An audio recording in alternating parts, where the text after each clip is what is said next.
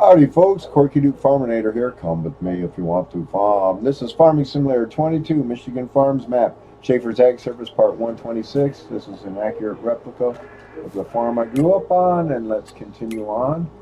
My colonoscopy today wasn't a success, so I got to go at it again tomorrow morning.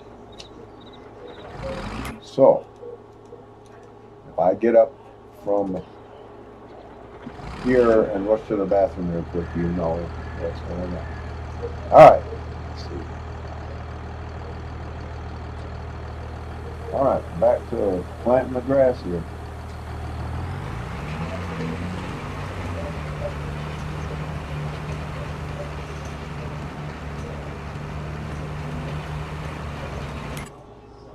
And check this field to make sure the stones have been picked up.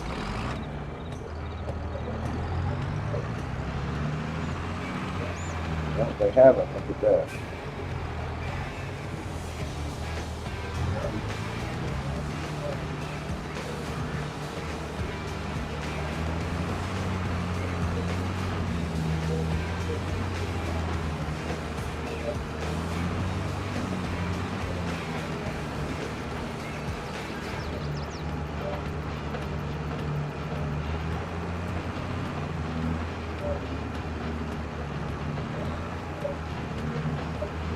All right.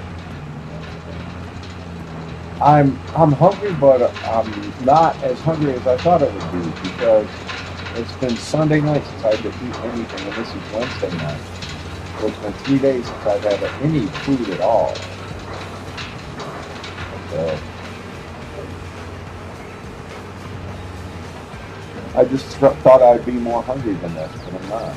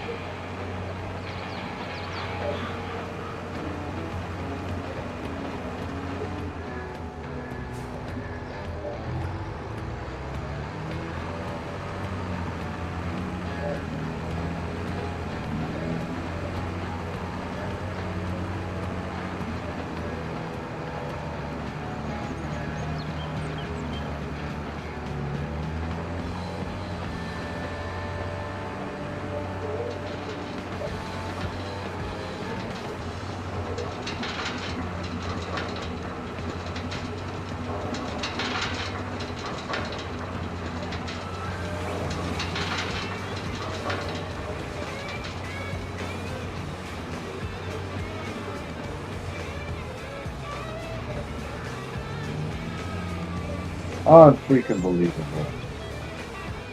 I hate the AI. Damn, I hate it. Come on.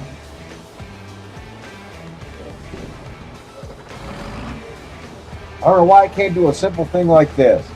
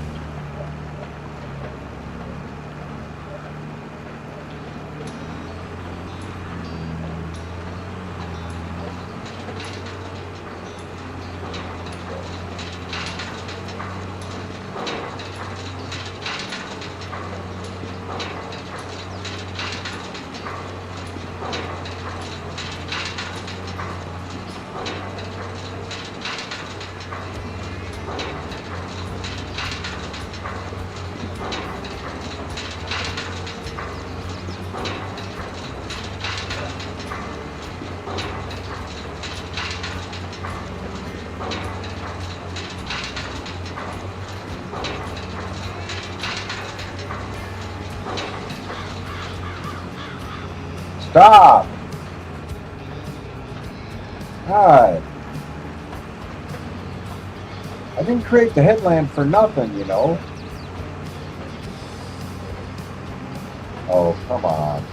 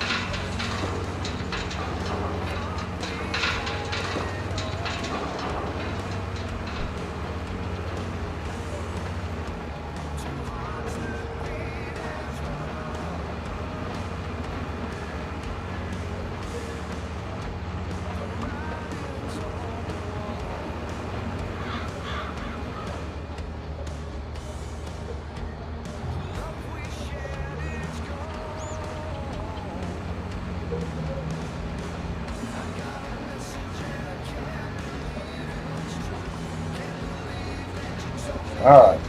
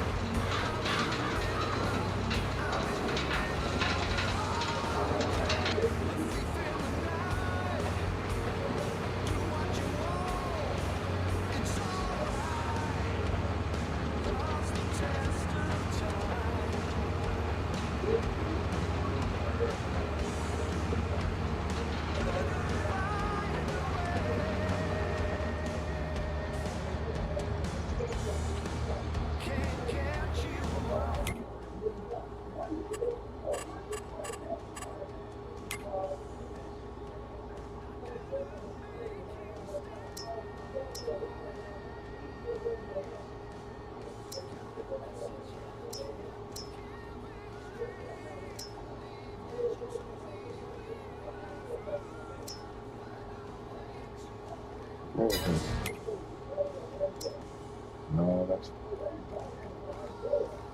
herbicide factory. Hey Austin, how you doing? Thanks for joining the stream.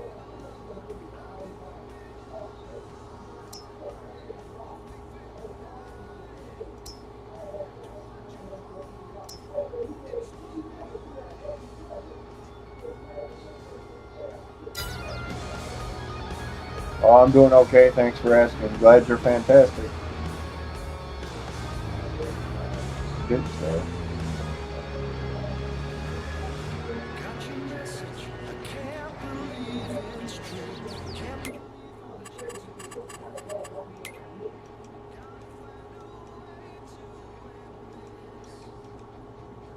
Herbicide factory.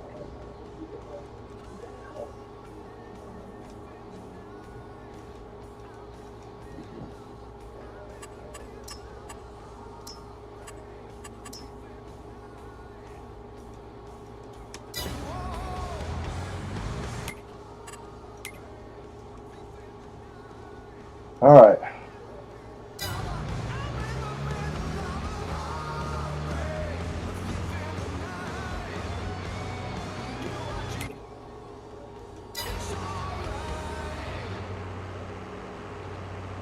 See why he goes by it without any problem now, but another one and he'll stop and say, "Oh, object blocking path." Stupid.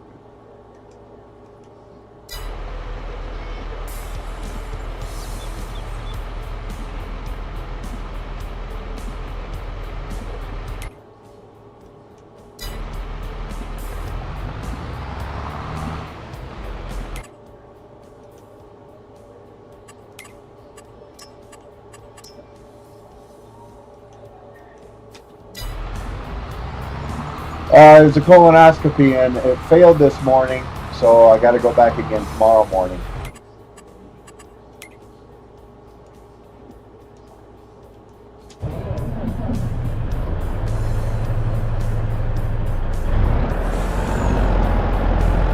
So I haven't eaten anything since Sunday night. I'm hungry, but I'm not as hungry as I thought I would be.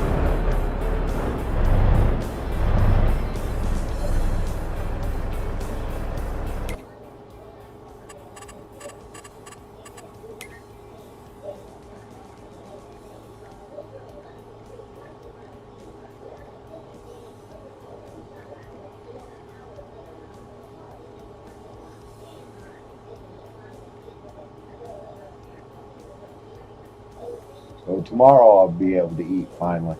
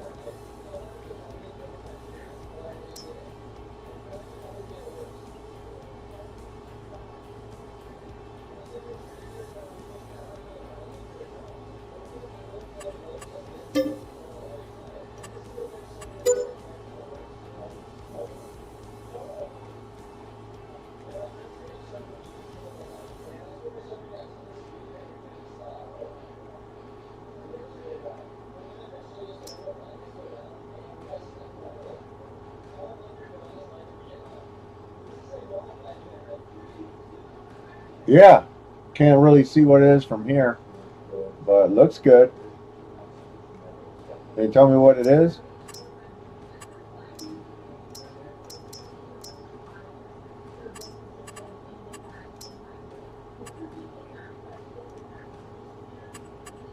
The wrong damn button. There we go.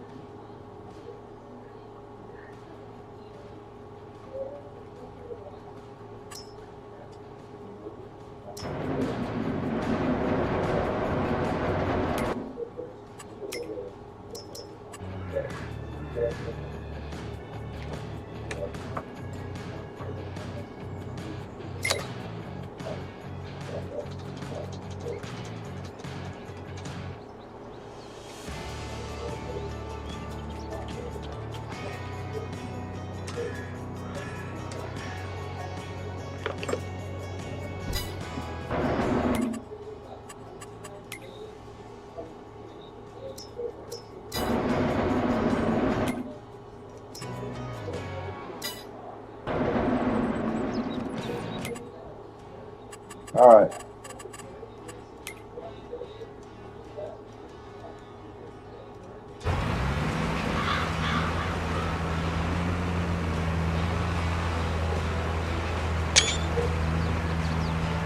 Chevrolet Silverado. Okay, cool.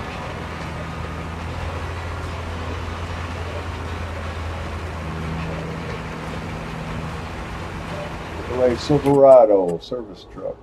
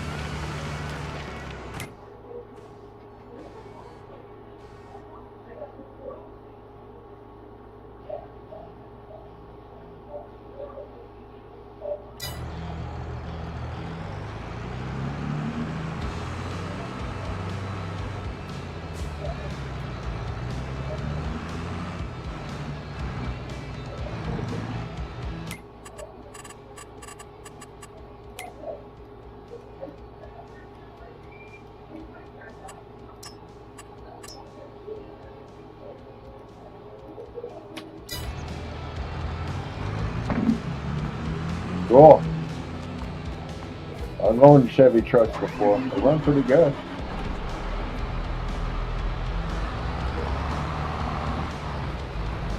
Yeah, I have to put this in. I'll probably be using it next month.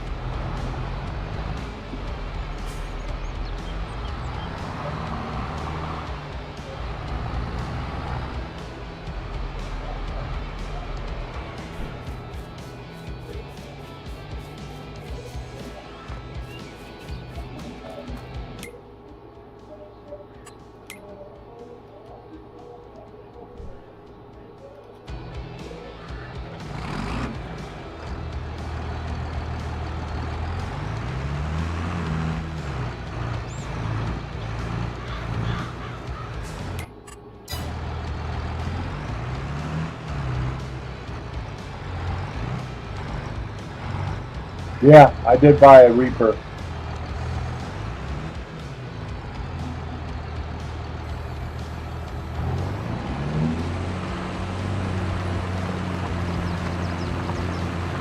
Well, I own a Reaper combine for this map.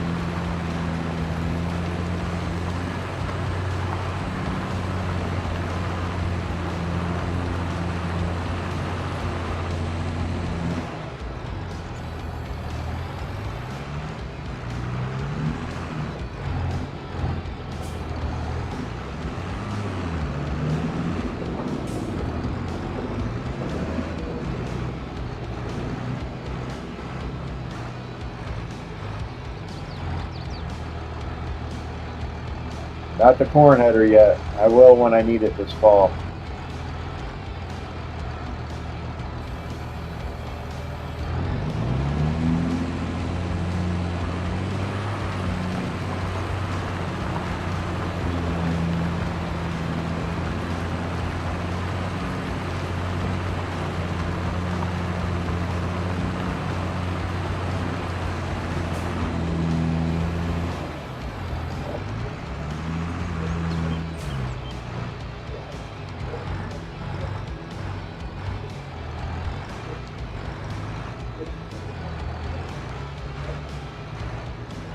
That's what I got, because that's what I need right now. And this fall I'll get the corn header, because I got several cornfields and a sunflower field that I'll need it for.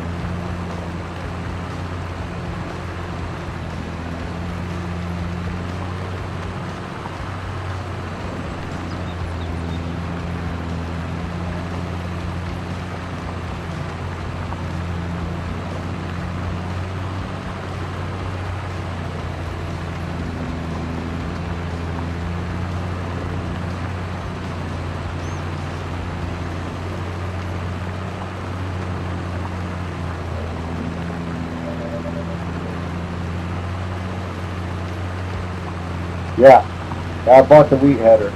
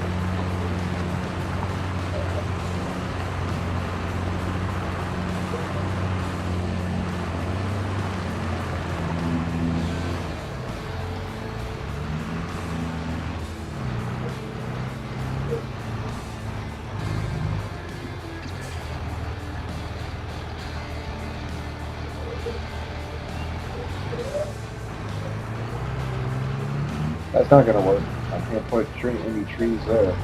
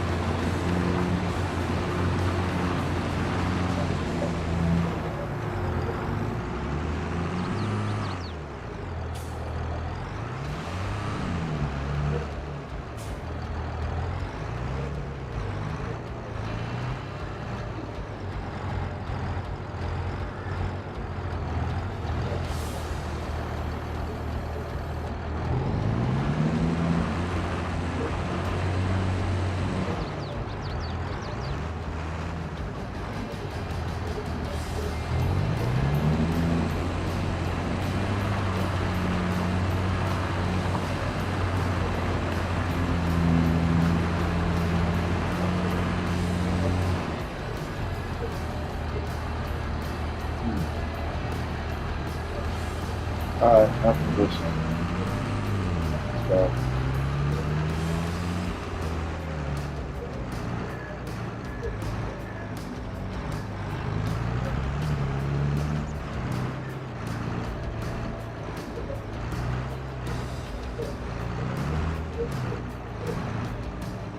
What, Austin?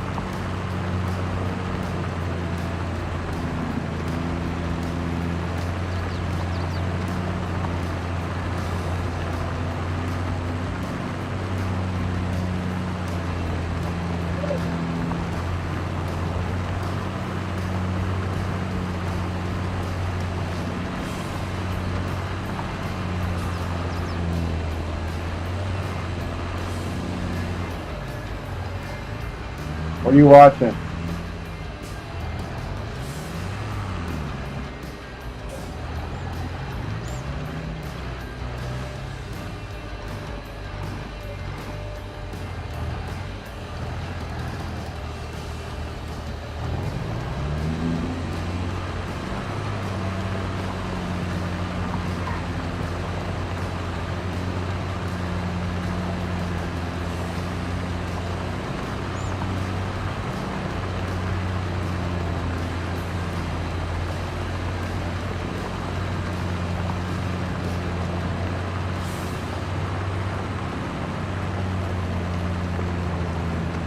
What are you watching?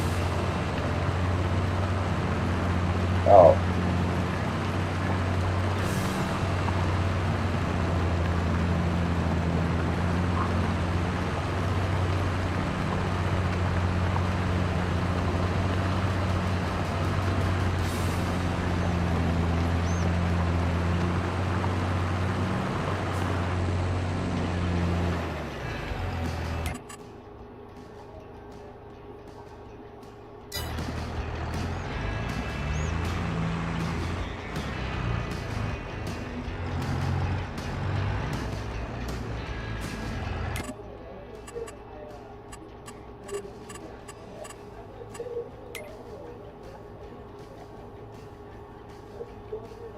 Planted 64 trees in this session? Wow.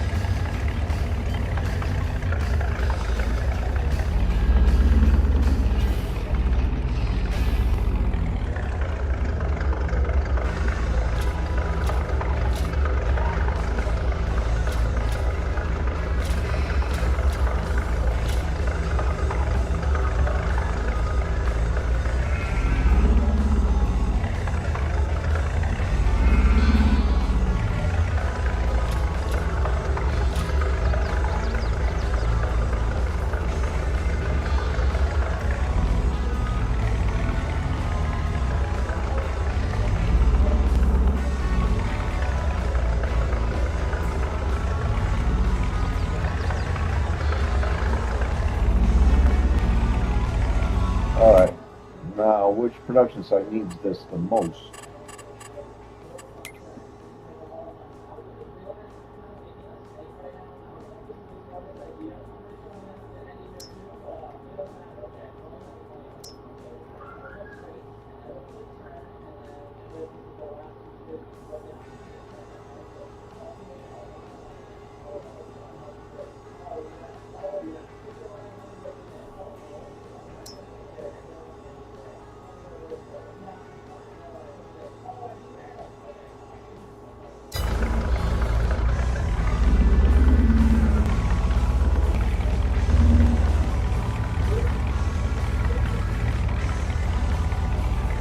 Saturday night. I go back in Saturday night.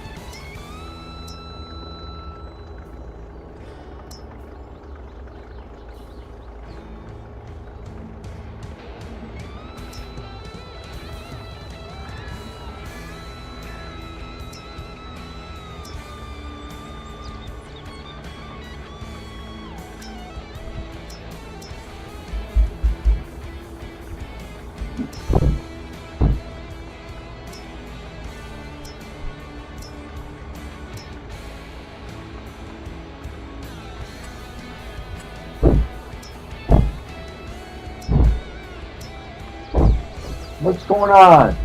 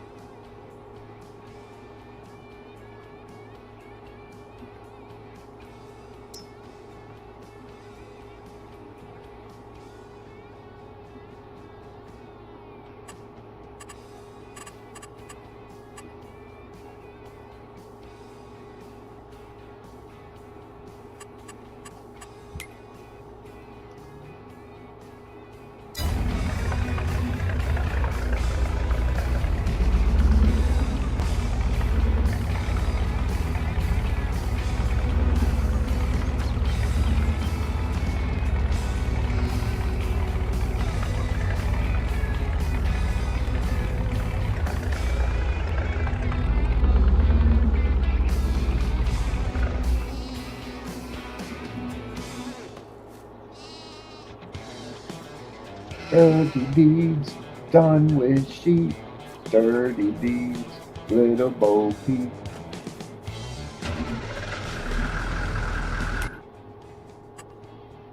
Dirty deeds and they're done with sheep. Bah!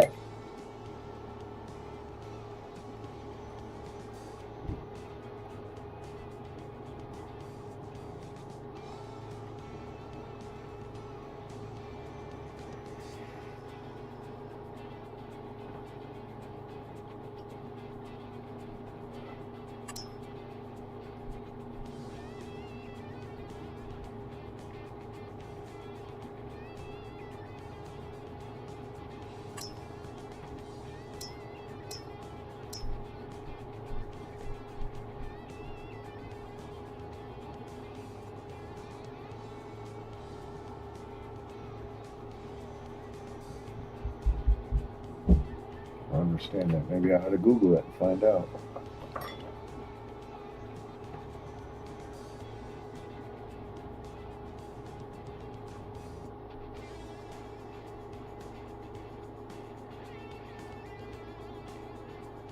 What does the pig food distributor and the farm supply factory in Farming Simulator 22 do?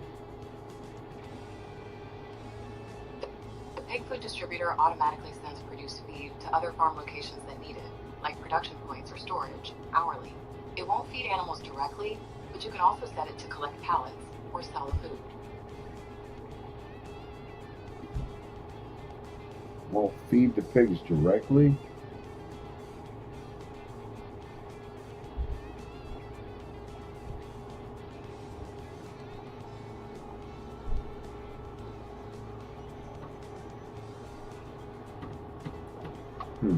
Okay.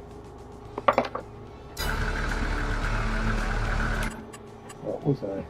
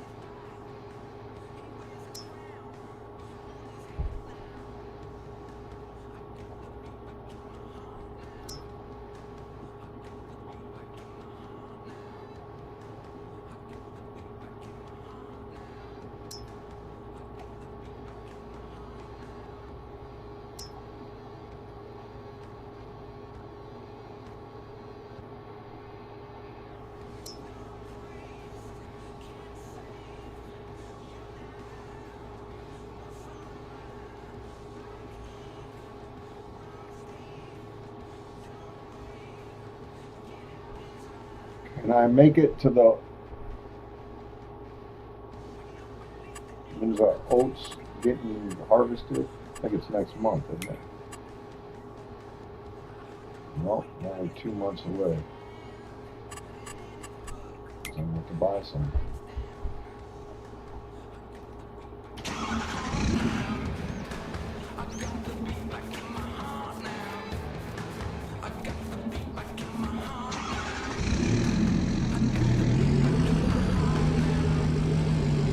No way it's gonna last till for another 2 months. Oh.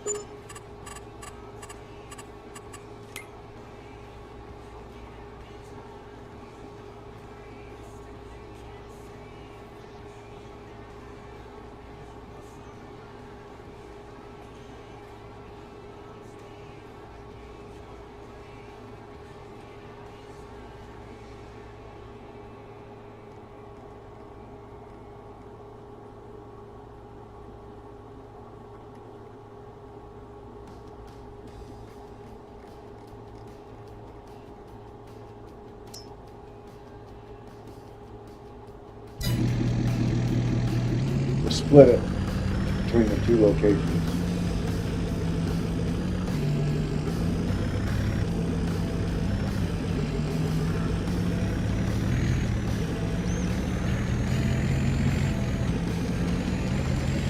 Oh God.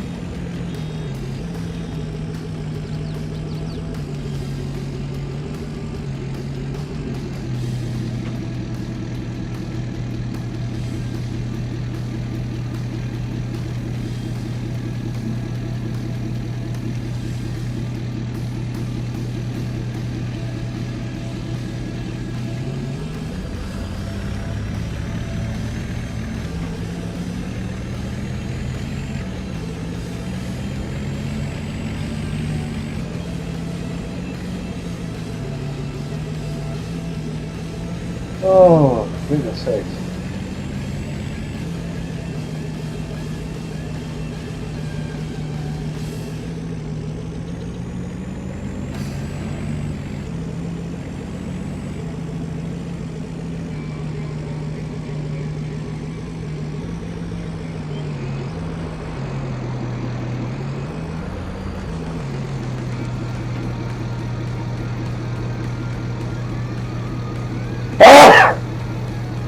Oh, excuse me. Oh.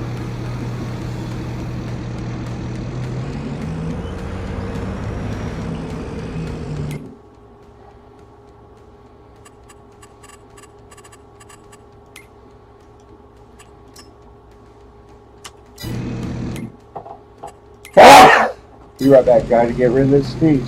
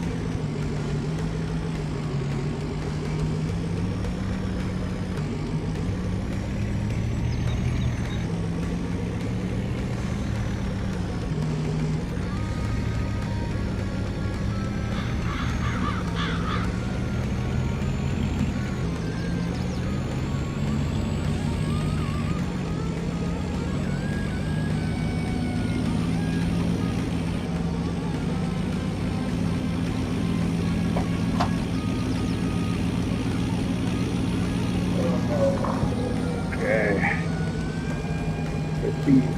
50 minutes. Whew.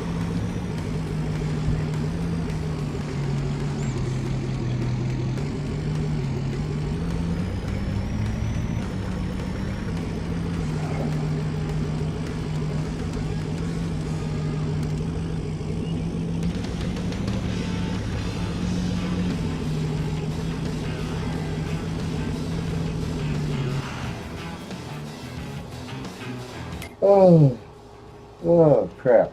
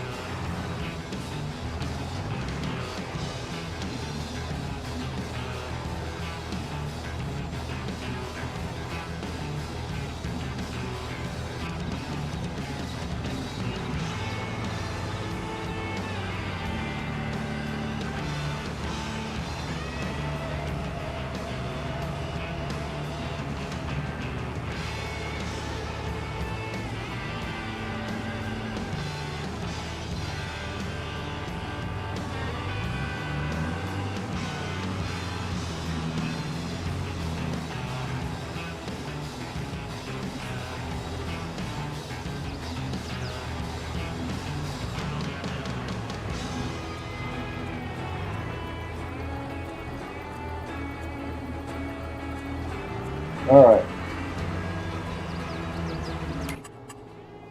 2 more sections of that field.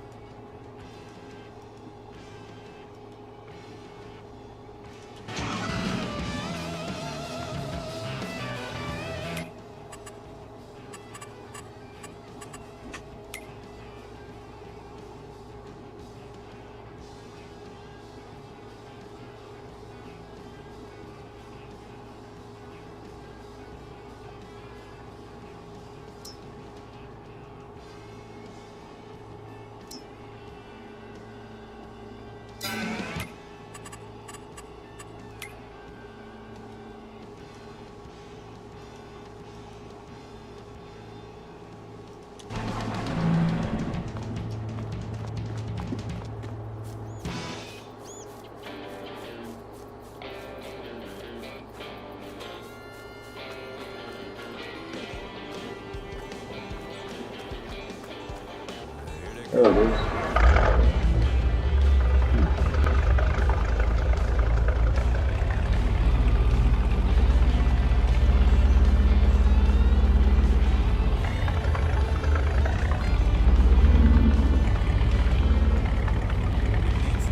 I gotta change that.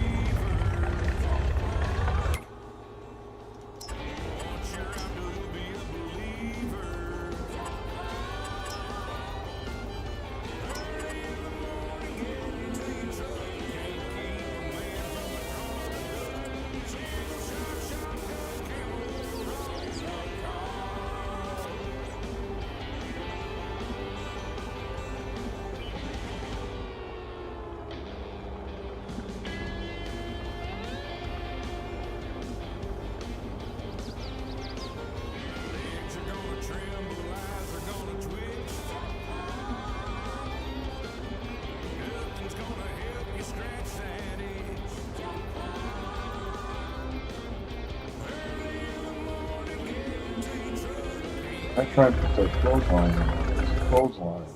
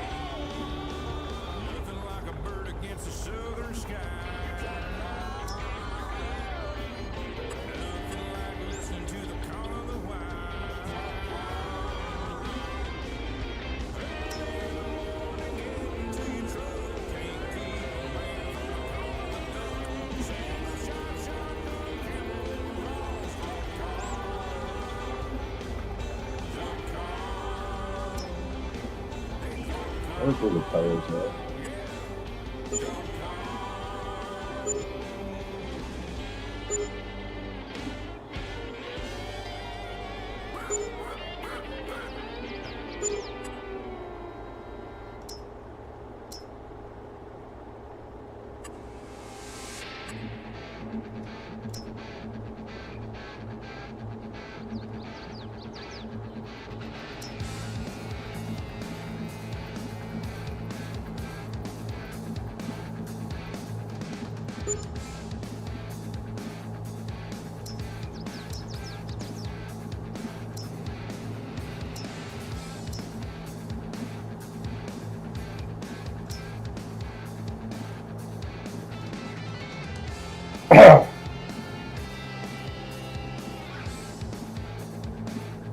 I must not have downloaded it.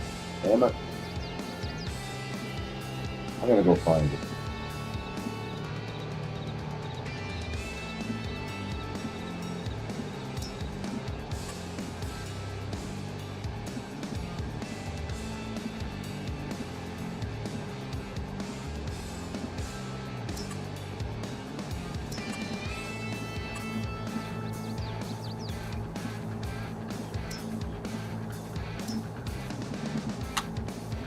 Alright. Oh, excuse me. I gotta find it. I gotta put it up. I know I've seen it. Do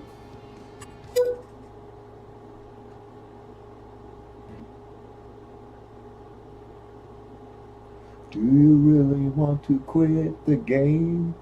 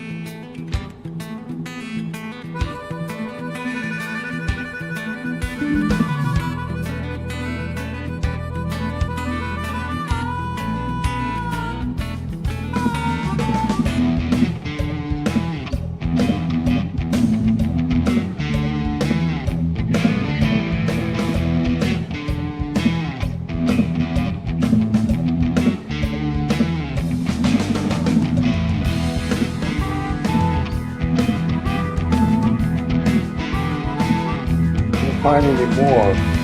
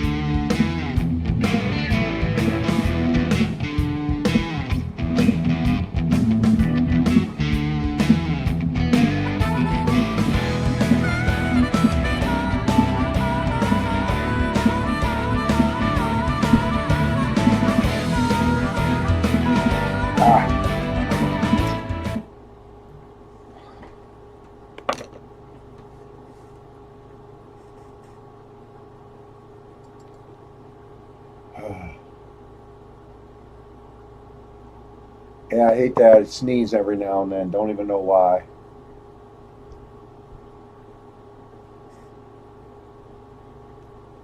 But it's crazy because if I don't blow my nose, I don't stop sneezing.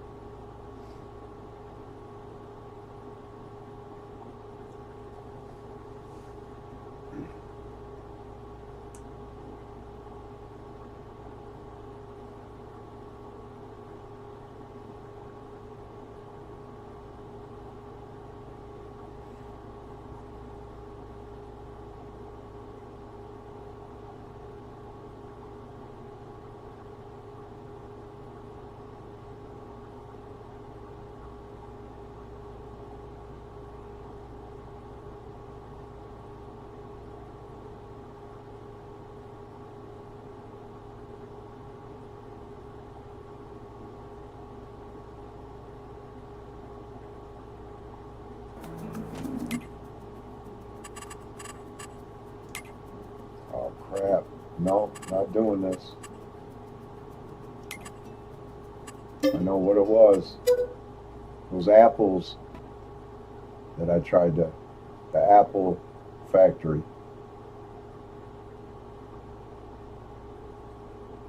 I'll just look for some decorations.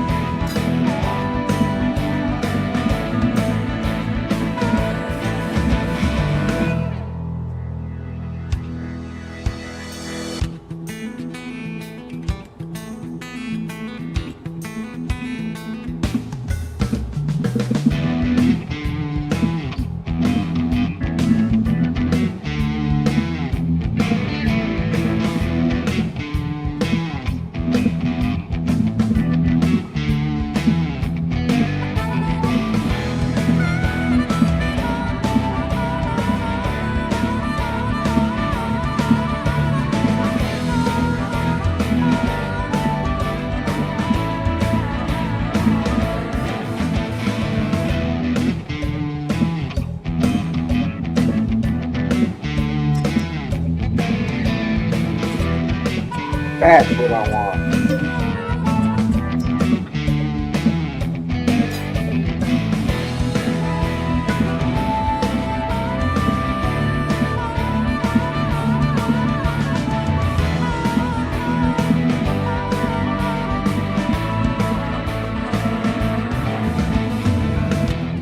It's one thing I want.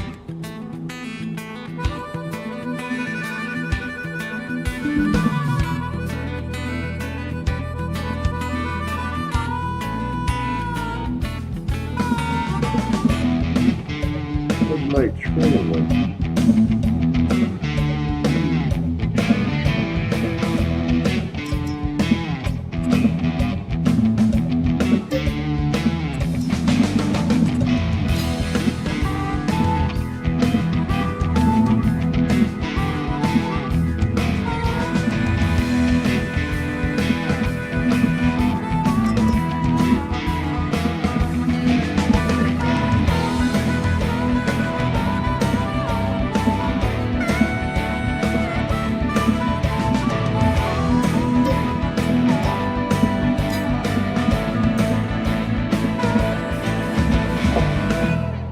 Okay.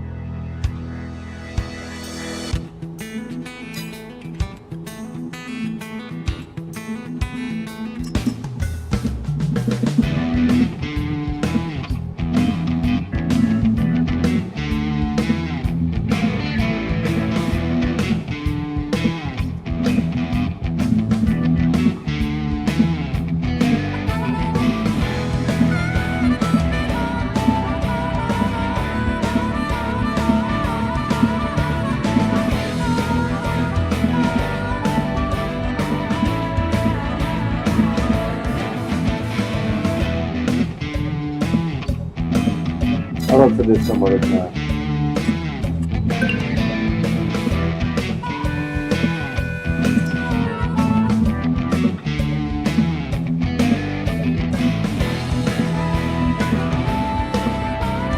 There's three things that I installed.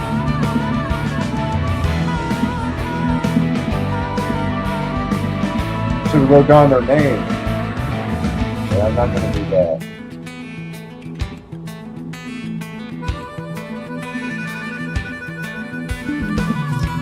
That's one.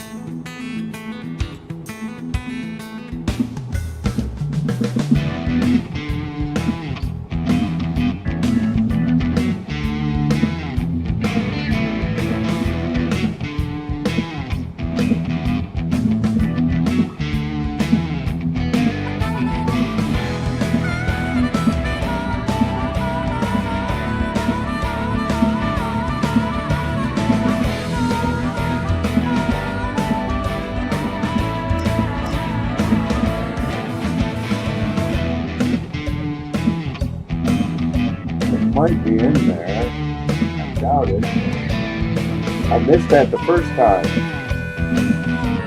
I get this small items.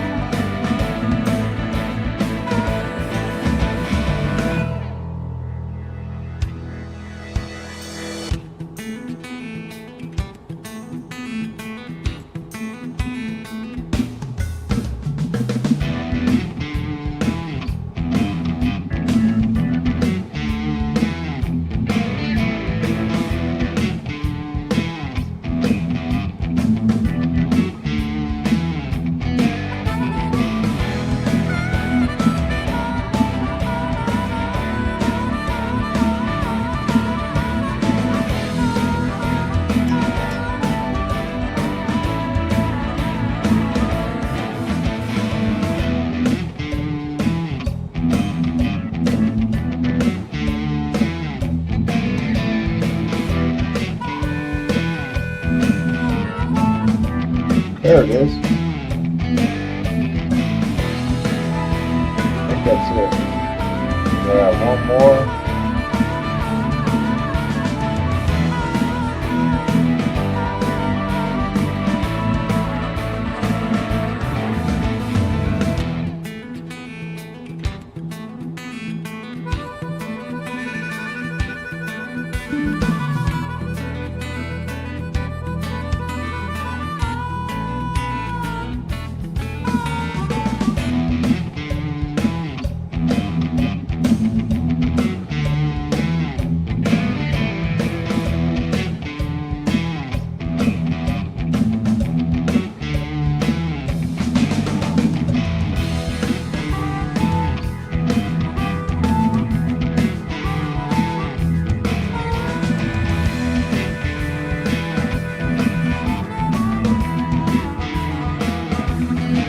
Alright, I'm gonna be right back.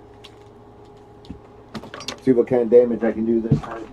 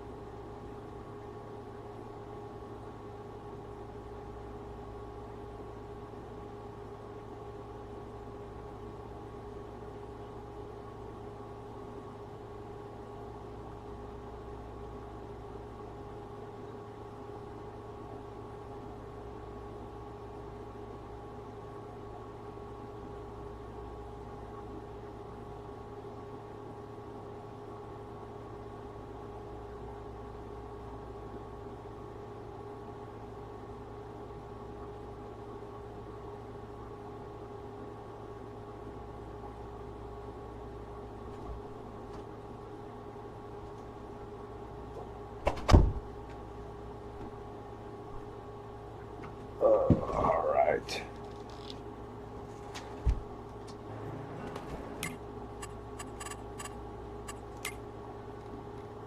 No red dots. Awesome. Okay. Good.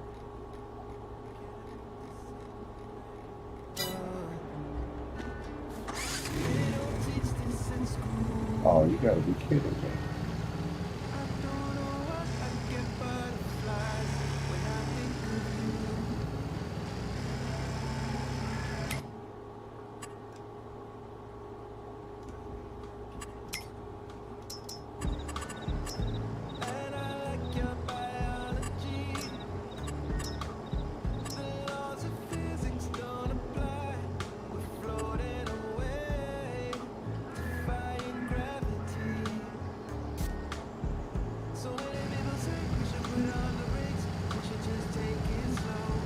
Man,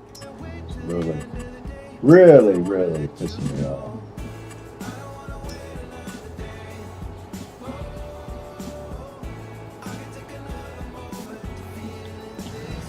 There we go.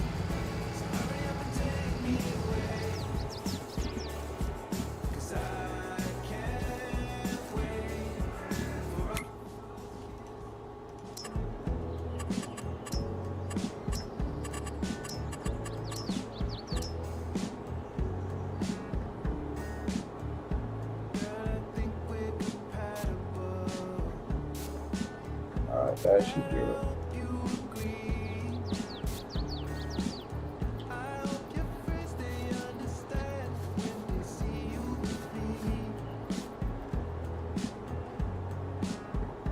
How do I get that tire underneath, or that wagon wheel underneath? Ah! What the hell? I swear. Alright.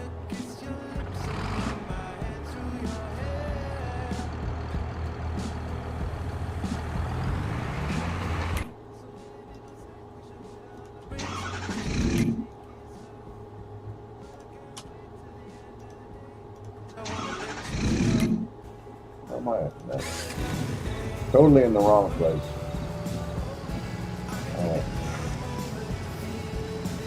Ah.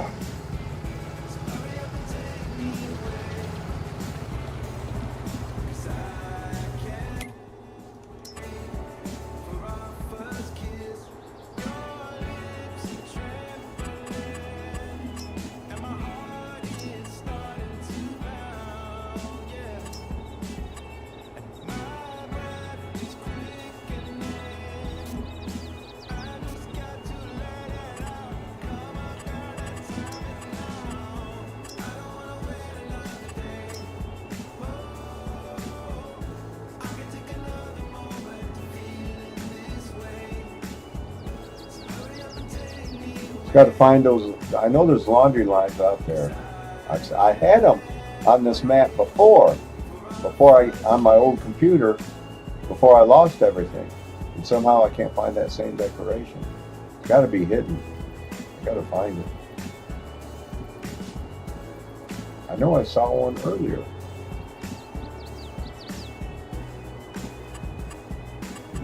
Can't be in schools.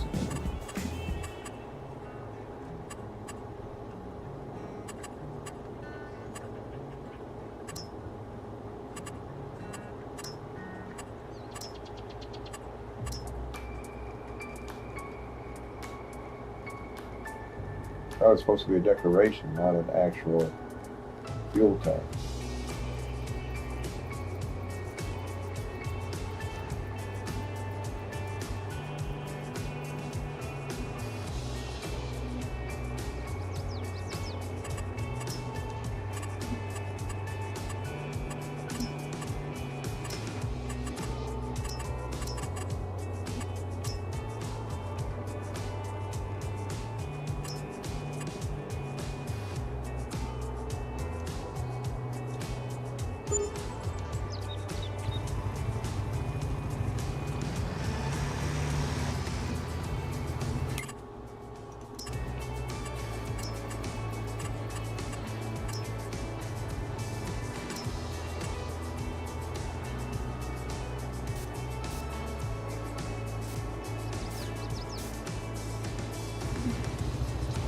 All right.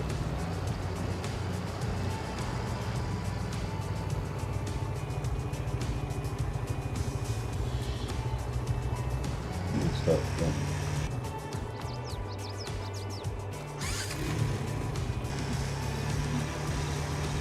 That's not really what I want.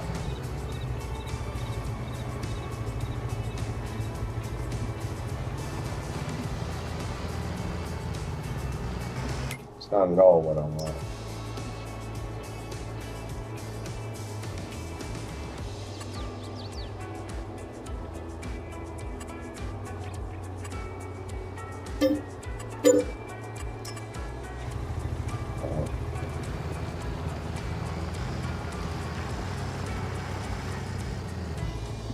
I used to have one when I started this map. Now I can't find it.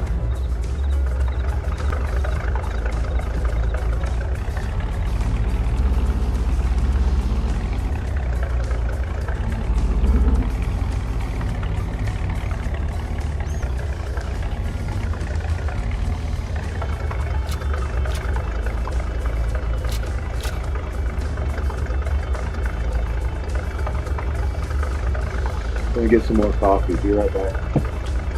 Gonna have to make another pot too.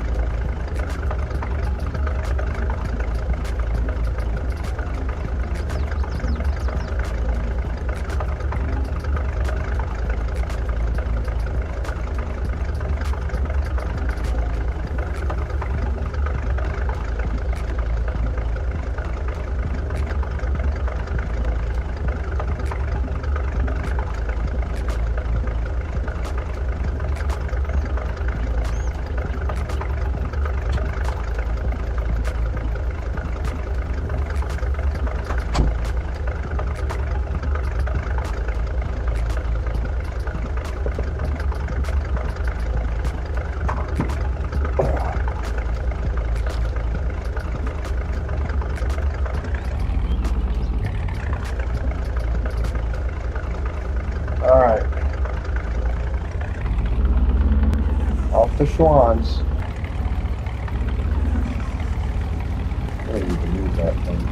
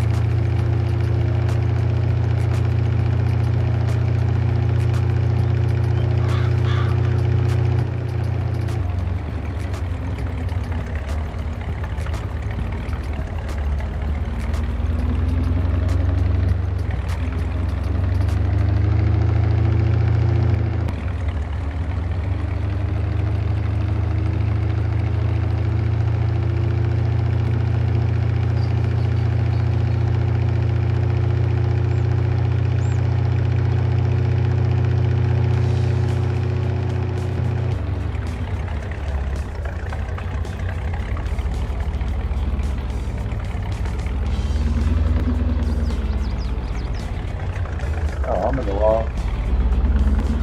Hold on.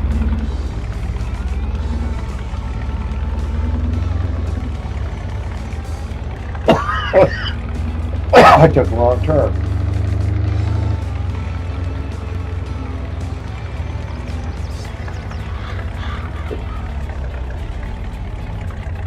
And my driving sucks.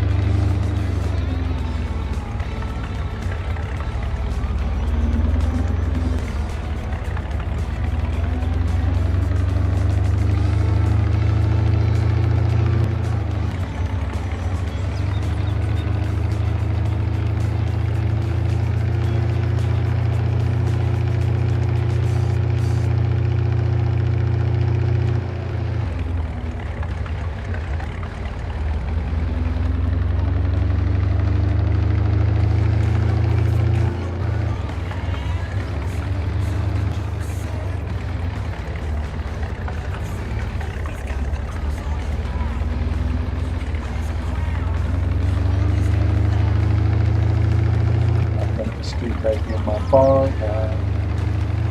Got the speed break in my phone.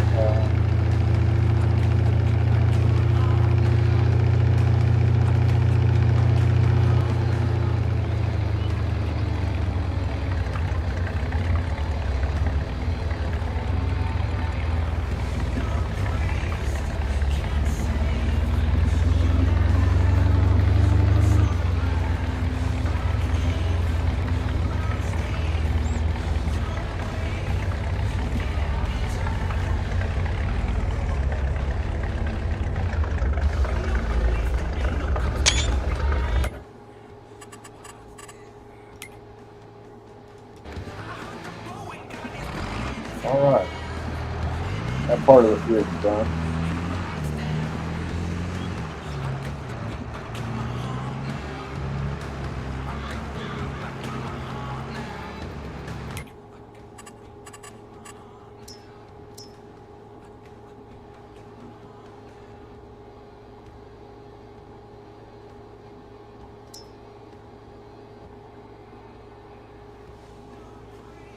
looks like it did a good job too.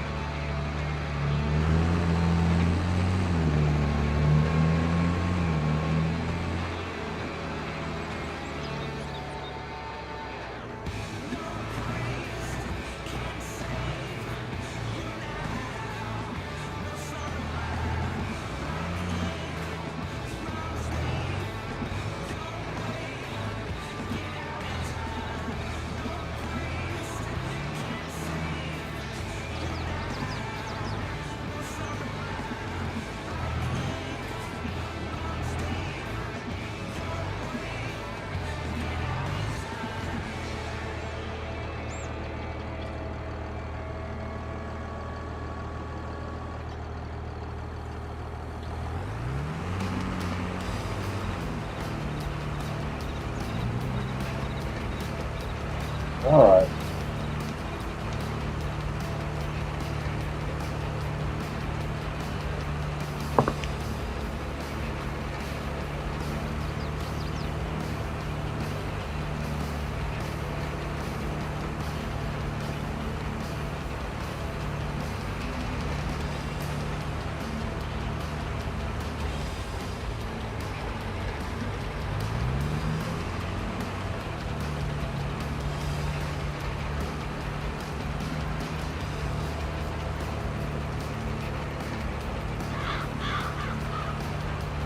Here's the top 30 song.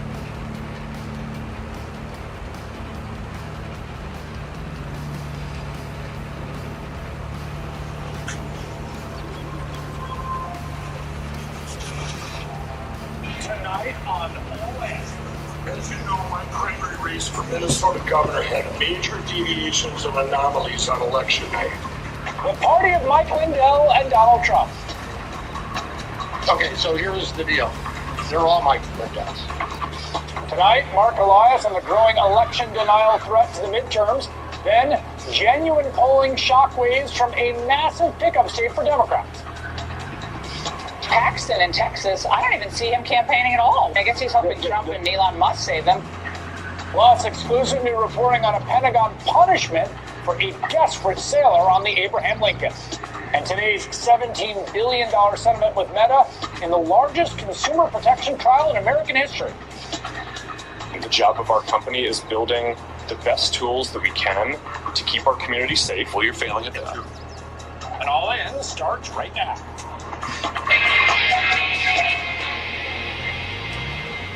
Good evening from New York. I'm Chris Hayes. If there is one thing that Donald Trump and the Democratic Party, Democratic candidates can agree on, it's that the midterms, this upcoming election, should be a referendum on one question. Do you like Donald Trump? Do you think Donald Trump's doing a good job? For Democrats, the logic here is pretty obvious and straightforward. The guy is among the least popular presidents in modern history. His approval rating is hovering around 34% and trending downward, improbably. His favorabilities on everything from cost of living to immigration are all underwater. So it makes perfect sense why Democrats would want voters to think about Donald Trump when they go into the ballot box. It is less obvious why making the midterms about Donald Trump would be beneficial for Republicans. Except, of course, the obvious fact, the president is an egomaniac who demands that everything be about him.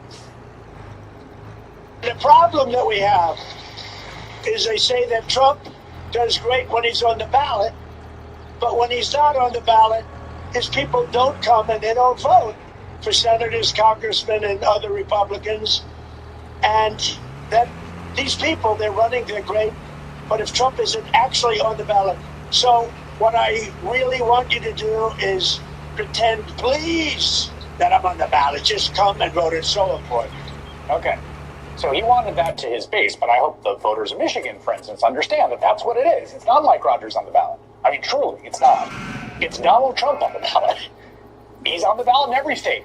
in Alaska, in Maine, in Texas. And if that wasn't enough to keep the president front of mind, well, he's also holding an unprecedented, newfangled contraption he's built, a midterm party convention in Texas next month, promising it will be, quote, the greatest rally of them all caps, of course.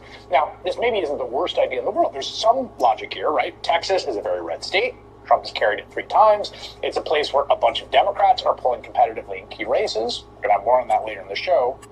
And so, you can see an argument, a convention like that could be an excuse to help fundraise and bring some attention to vulnerable Republicans there. Obviously, that's not what's going to happen. No, Trump's just going to make it all about himself. Quote, I will be with you both nights and raring to go. See you in Dallas, President Donald J. Trump. Yes, you guessed it. Trump is speaking both nights of the convention because why not? He's going to tie himself at the hip to every single candidate who appears. There will be absolutely no way to avoid him. As one anonymous Republican strategist told Puck, quote, nobody understands why we're doing a midterm convention. It's just another show that Trump is going to put on to remind the voters that he is sitting there, and maybe they don't want to be reminded of that. Here's the best part. I really couldn't believe this when I read this detail. Trump is expecting Republicans to pay for the privilege. No, seriously, get this. Puck spoke to 3 people who reviewed the invitations, who say that the National Republican Congressional Committee is telling House candidates, they need to cough up $25,000 to get an invite to the greatest rally of them all. And that's just for the cheap seats. The so-called higher tier package is going to run candidates $100,000. Again, the candidates, the people that are at the front lines of this. Where, you ask, is that money going? Who knows? But it won't be in the coffers of these candidates anymore. And you'd better believe there will be corporate sponsors as well. Oh boy. In fact, as one other anonymous Republican strategist told Puck, that might actually be the whole ballgame. Quote, it's yet another opportunity to shake down corporate America. Now, if there's a silver lining here for Republicans, it is that no one is likely to actually watch this thing. I mean, networks have struggled to get viewers to tune into the real conventions during presidential years. It's all that much harder to get them to pay attention to the midterms. Here's the other thing. The timing here is bizarre. Donald Trump and the Republican Party will be counter-programming the opening 2 nights of the regular NFL season. They're starting on a Wednesday this year for some weird reason. So he thinks he can compete with football. What's more, the convention is also being held in the 2 days leading up to the 25th anniversary of the September 11th attacks, which is maybe, I don't know, so sort of a strange time to be throwing a big party. Of course, all this does make a perverse kind of sense when you remember, this is our theme here, Trump's not interested in winning elections, right? Like, persuading people he's doing a good job. No. He would much rather steal them, right? Whether that's through his executive order power grab on mail-in votes, or an attempted coup, or some kind of bogus national emergency for elections, or God knows what else, or maybe all those things plus more. Rest assured, he's been very clear on this, very consistent, gotta give him that. He's gonna try, right? They're gonna try everything they can do. At least one Trump-aligned candidate is already trying to do it. You know him and you love him. He's a Republican who lost in the gubernatorial primary in Minnesota earlier this month, who is still refusing to concede. Of course, that candidate is our old buddy, Mike Pilla. So y'all want an update, everybody? Yes, looking forward to it, Mike. Okay, everybody, we go from election night, August 11th. Everyone knows we probably spent the next 7 days figuring out why there was this algorithm, why votes went in reverse, why votes, people got votes in counties of the 7 candidates that didn't get any votes there. It was crazy things that couldn't be done with anything except for computers, period. So we filed with the Secretary of State to do a legal, this is Minnesota law, paper ballots hand counted the whole election. By the way, everyone, we're having, if you go to LindellPlan.com, the Lindell Offense Fund, everyone that's been behind this for years now everybody's pouring in money so we can attack this head on. Pharma lose the plot by killing one of the first ED drugs built to work on your brain and not below the belt. Kind of fun. I mean, the guy sounds like a raving lunatic. Let's just call it what it is, right? And also, I gotta say, He doesn't quite have the juice. In no small part because no one actually believes that shadowy figures rigged a Republican primary in Minnesota, where the winning candidate is quite likely to get clobbered by Amy Klobuchar in the ballpark of double digits come November. But then again, and this is important, I don't think any serious Republican actually thinks 2020 was stolen either. I don't even think members of the base do, to be honest. I think they just pretend to. It's a kind of vice signaling. I can please the boss for Trump or to show you're sort of part of his tribe. This is actually a serious threat, though. And it becomes all the more serious when stakes are much higher in November. Yes, Lindell is ridiculous, but imagine a world where, just for the sake of argument, Democratic Senate candidate James Tallarico wins Texas by 10,000 votes in the fall. A scenario, by the way, that seems perfectly plausible based on the current state of the race. That's what we have. You think Republicans are just going to throw up their hands and accept defeat? Nope. Call and concede?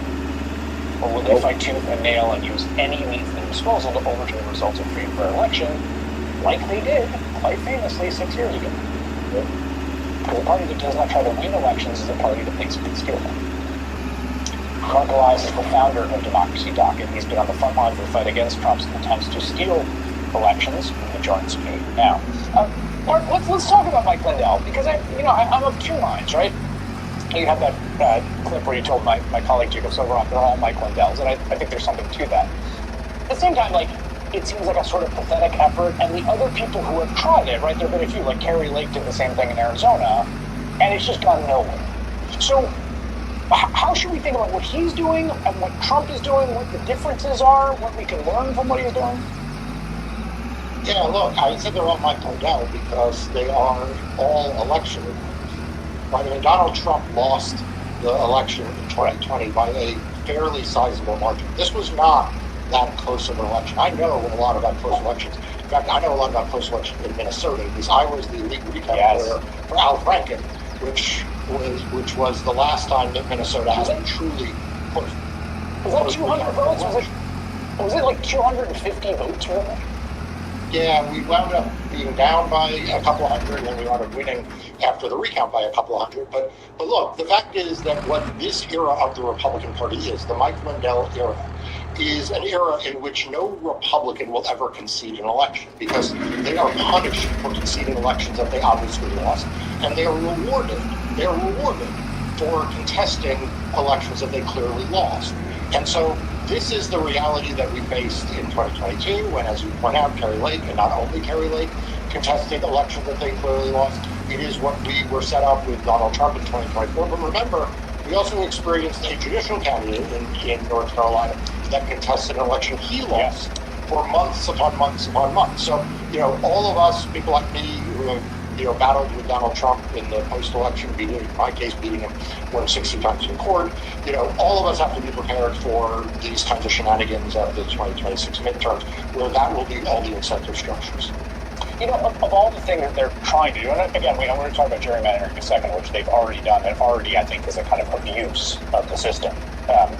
The sort of executive order on mail-in ballots seems to me the most unnerving for this reason. It's one of these things that I think every district court judge, every lower court judge looks at it as like, get it out of here. But, I thought that about the jurisprudence of presidential immunity until it got its way to the Supreme Court, and they invented it whole cloth out of nothing 6'3". So, and you can imagine a world in which that throws things into chaos, right? And they're trying to produce chaos that they have. So, the Supreme Court lifted this injunction earlier in the week of the lower court. How worried are you on a scale of 1 to 10? Like, what's the status there? How should I be thinking about it? So I'm someplace in the 6.5 to 7 range. So I'm not panicked about it, but it is definitely pretty high on my radar screen. I represent the Democratic Party and Democratic leadership in a lawsuit to strike down this executive order and block what the Postal Service is doing. The Supreme Court sent the case back, a case that went up there from a bunch of Democratic-controlled states, saying that the claims were not ripe. The claims are clearly now ripe, I think, by everyone's imagination. And I think the merits, as you point out, are pretty clear. But, here's the thing, is will we prevail in the lower courts? Yes. Will this go back to the Supreme Court? Yes. like you, did I think that the birthright citizenship case was like a 9-0 or 7-2? Yes. Yes. Did it wind up being 5-4 on the constitutional claim? Yes. So like we have to run through the tape here, right? We can't take this as a gimme.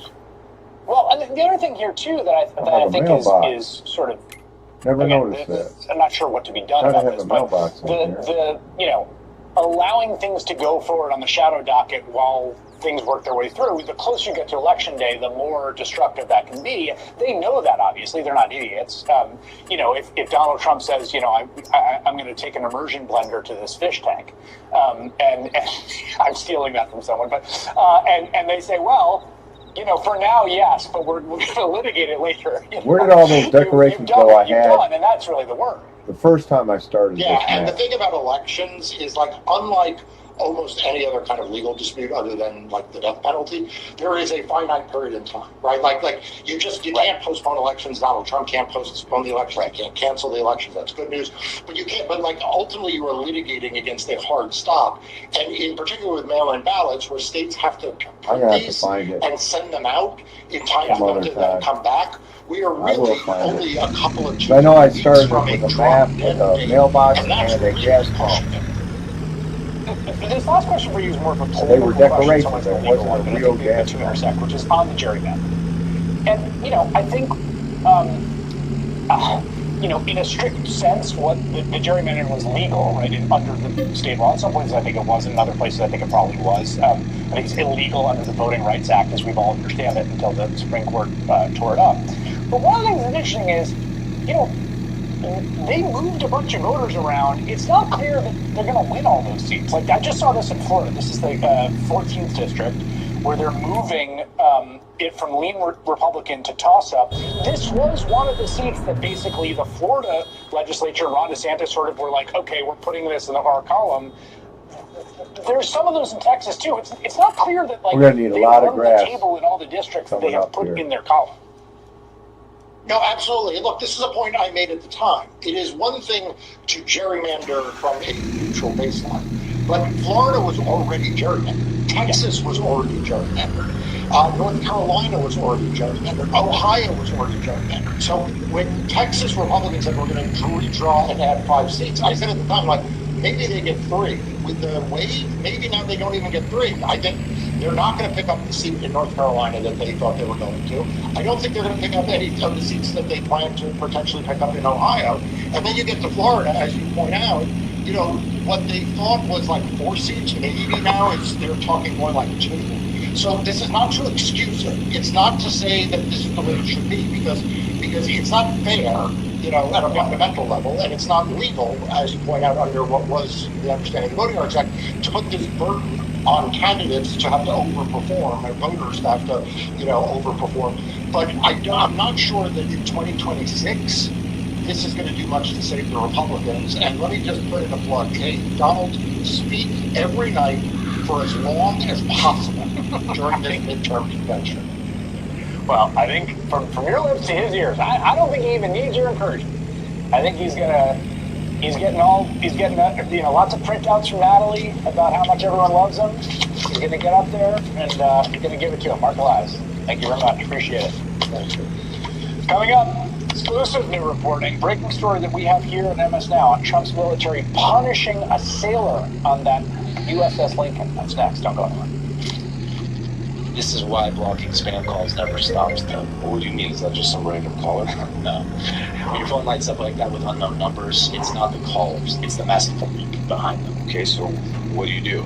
Well, I ran my number through Close, and within seconds it found my data on 120 plus data broker sites, and then it started removing them. Just one click. No forms, no emails, they're just gone. And the spam just stopped.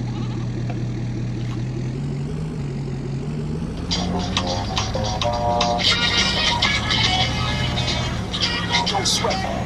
We've all been following the story of the American aircraft carrier, the USS Abraham Lincoln, the conditions for Navy sailors on board. That ship has been deployed for 9 months straight at sea. It left San Diego in November 2025. It has been in the Mediterranean since Trump started this debacle war with Iran. Its deployment has been extended multiple times, and reports from the families of sailors have been absolutely harrowing, both the physical conditions and their mental health. Well, tonight, MS Now has new exclusive reporting on the sailor who earlier this month jumped off the side of the aircraft carrier, and how the Navy is going after a sailor who served aboard the USS Abraham Lincoln. MS Now is reporting the wife of that sailor is saying he is now being punished by the Navy for his attempted suicide. The wife, who was granted anonymity for privacy, said her husband is facing non-judicial punishment for violating articles of the Uniform Code of Military Justice.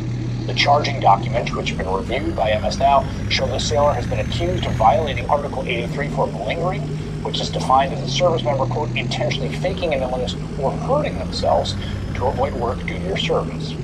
The Navy is also charging the sailor with violating Article put that on your 86 for recruiting absence without poster, leave, asshole. which means the service member failed to be at their required place of duty without proper authority. Now, according to charging documents, the sailor could end up losing half his normal pay. When asked about the decision to discipline a sailor for suicide attempts, a Navy official said the Navy is fully committed to the health and well-being No, of you're every not. sailor. The wife told MS Now, quote, I think they're insane for doing this to people who need mental health help. Instead of giving them help, this is just another huge stressor. MS Now Pentagon correspondent Priya Streether is one of the reporters who broke this story, and she joins me now. Priya, it's great to have you, and thanks for this phenomenal reporting. I'm so glad I'm not I in the just want to military start under first Trump. at top line. He's a piece of The shit. charges themselves are not necessarily like crazy or out of the blue, right? In terms of the context of sailors who throw themselves off a ship or something like that. Well, yeah, Chris, I think what's interesting is there's actually an article in the Uniform Code of Military Justice, I believe it's number 87, that actually prohibits service members from jumping off of a vessel itself. So it's kind of interesting that he was not charged with that article. It looks like they were just looking for any article to find sort of a way to discipline him in this case. According to the court martial manual, which is kind of a legal document that a lot of military JAGs or lawyers use to decide whether or not they should pursue legal proceedings or punishments on service members, it explicitly says that you're not supposed to punish a service member who has a bona fide suicide attempt. However, it leaves a lot of discretion with the commanding officer. And so what's interesting in this case is they're not pursuing a formal court-martial process, which would be kind of like a trial with a jury that would result in a conviction that could actually follow the service member into the civilian world. Instead, they're deciding to do it through the non-judicial judicial process, which in this case is a captain's mass. So essentially the commanding officer, which is an 06 level officer, would determine the punishment for this sailor. But I think the bigger question in all of this, Chris, right, is why are we talking about punishments with suicide attempts and mental health crises, especially on the backdrop, as you rightly pointed out in the very beginning, of these record-setting deployments that all of these different aircraft carriers are setting. And what we're hearing from the family members of the service members who are on the Lincoln is that all of those deployment extensions with no end in sight as to when these folks are going to be returning home, and they're working day in and day out, and they're physically exhausted, that is what is leading them to this breaking point. And we heard that from the wife initially when she discovered that her husband jumped off the ship. She said he had been texting her since the middle of the deployment, that he was exhausted and he was depressed. In fact, the last text message he sent to her before he jumped off of the ship, she shared with me, and it says, I don't think I can do another deployment after this, and I don't even know if I can finish this deployment.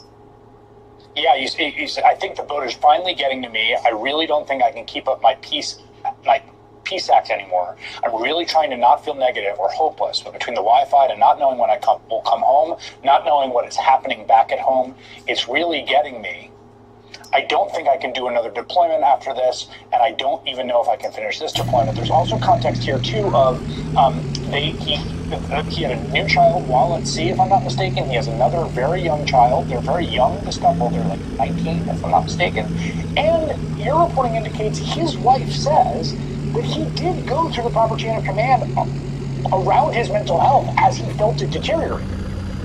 Yeah, that's right, Chris. They're both 19 years old. They actually met each other in middle school, and part of the reason he joined the military in the first place was to try to provide some sort of financial stability for his very young family. And according to her, he had expressed numerous times to his chain of command that he wasn't feeling well, he was physically exhausted, he mentally wasn't doing okay. He went to the medical team, and she says that they essentially just forced him to continue to work. And another thing I want to point out, Chris, is that what's so fascinating is he jumped off the ship on August 3rd. That was a Monday. The Navy didn't officially say anything to his wife until Friday. She discovered that all of this happened from one of his squadron mates, and she repeatedly attempted to reach out to the ombudsman of her husband's squadron. She sent me all of those emails, and it wasn't until that Friday that they finally reached back out to her and said, yes, in fact, he has jumped off of the ship. This is absolutely Once he made his way back to San Diego, they put him in a hospital there for 5 days. Trump. She said they were mostly monitoring his vitals.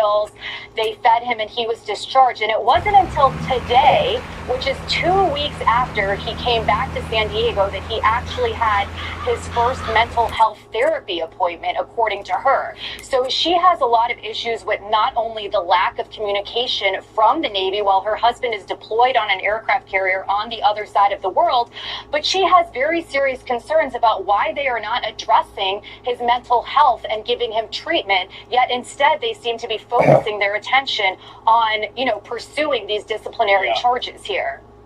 Yeah, that point you made about the sort of guidance on suicide really sticks with me. It's phenomenal reporting, Prius 330. Thank you so much. Thanks for making time for us. Thank you. Still ahead, the audacious Democratic plan to pick up key seats in the mother of all Republican strongholds. That's next.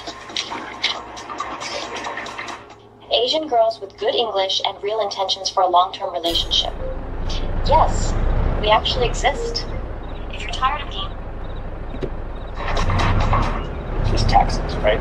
He's made this huge, very high-risk bet there, specifically on Ken Paxton, a comically scandal-ridden candidate who just about everyone agrees is way less electable than the incumbent Senator John Cornyn, who Trump helped knock off the ballot.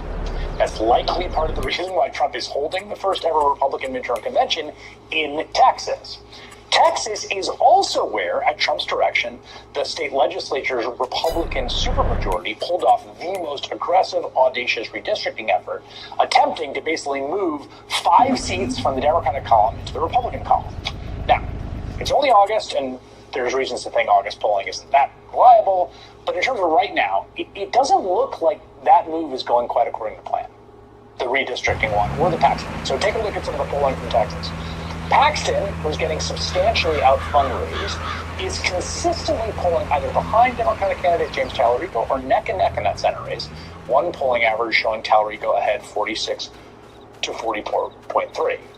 And then there's really fascinating stuff from some of the battleground House seats. We've got some new polling out, including a few that were drawn specifically to pull off the heist, right? To put them in the Republican column where the Republican candidates are down.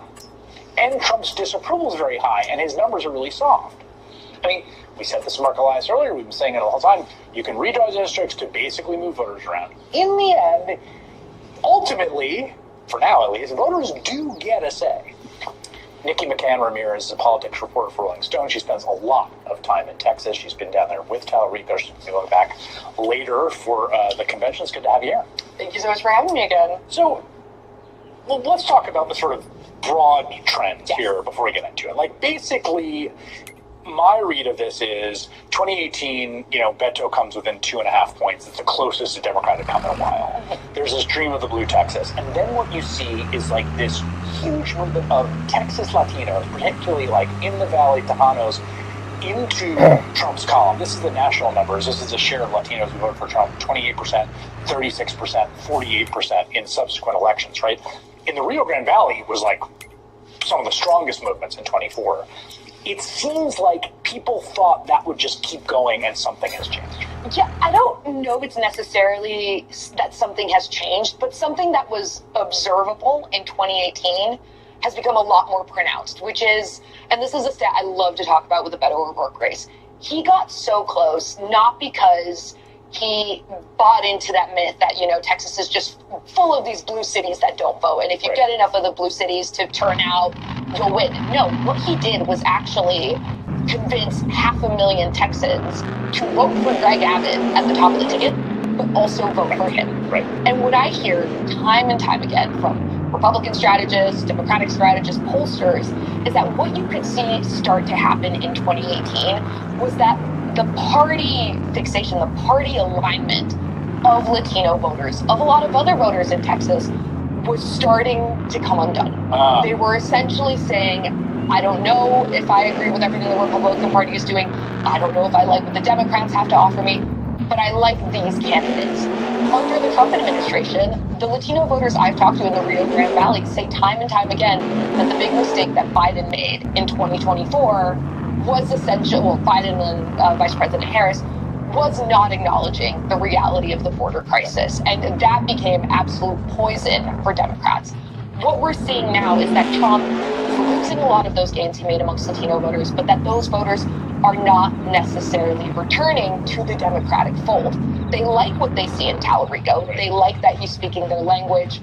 They like that when he needs to, he takes his distance from the National Democratic Party.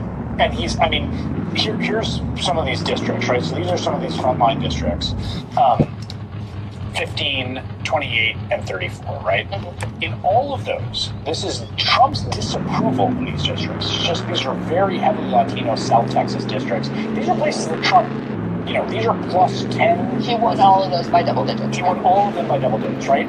So, and these are all the ones that are supposed to run. Like, those are bad numbers for him right now. And again, in the heart of what had been one of the places where people had moved the most sort of strongly in his direction.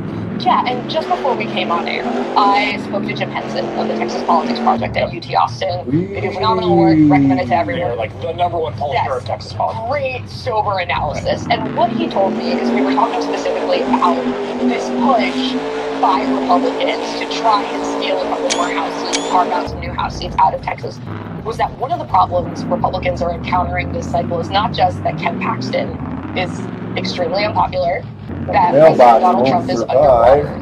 It's that Texas Republicans overestimated how much of that shit Trump is going to. Yes. And that's what's killing them right now. So this is the key thing. When they were, Mark Elias said this, right? So think about this. It was already very gerrymandered map, right? Yeah. They need to go find 5 more seats. What they looked at was, if we keep 24 high watermark numbers with South Texas Latino voters, then these can all be easy for us. And that is not like it right now. No, not at all. And I think part of it is the overall national climate, but then you can't overstate how importantly Ken Paxton is performing as a candidate. You had Ted Cruz on this network earlier this week saying, we are nervous. Republicans are nervous about how this is playing out in Texas. Ken Paxton, for the last decade in office, has not been forced to campaign. He doesn't do retail politics. He hasn't agreed to the 3 debates against James Talarico. We're approaching the really hot zone of this election, where things are really going to kick up really fast. And what Talarico is very intelligently doing is just a ton of retail politics. He is making sure Texas voters know who he is before the Republican money starts flowing in September and October. And you've traveled with him, right? Down in the valley. He also understands, I think, everyone there understands that, like, you can't win. If Texas is ever going to elect a Democrat statewide, those numbers that the South Texas numbers that we've seen for Democrats the last few elections, you just can't. You can't do it. Like, you got to go win those voters back. You absolutely do. And he is very much taking a town-by-town approach. It's kind of, as a journalist, a little annoying when they make you sit and wait for him through the hour-and-a-half photo line. Yes. But you think about it, and what he's doing is he knows that Republicans are going to dump a ton of money into this race because there's a weak candidate. He is not relying on voters seeing the ads on TV or showing up to his rallies. What he wants to see is that you, as a voter who showed up to the rally, post a photo with him on Instagram. Right. And then your 20 other voters who live in Texas see that photo and think, oh, everyone I know likes this guy. So the moment that this really kicks off and he really has to start fighting for those last little margins of voters, he's already been to Alpine, Texas, where he's talked about water infrastructure. He's already talked about the power grids of these people. He's talked about trade. He's already built roots in those communities, and that way can kind of buttress the onslaught. It's going to be an uphill battle. That 2.5 points is the high water mark, so it's an uphill battle, but really interesting racing. far. Silicon, Facebook's parent company agrees to pay billions in a settlement. The new agreement to make social media safer for kids, and maybe some of the asterisks attached to it. That's next. Google Fiber is now officially G-Fiber. From the internet provider that stands out for speed. Now, even our name is faster. G-Fiber. New name, same team, and same extraordinary experience. Check your address at fiber.google.com. Hey.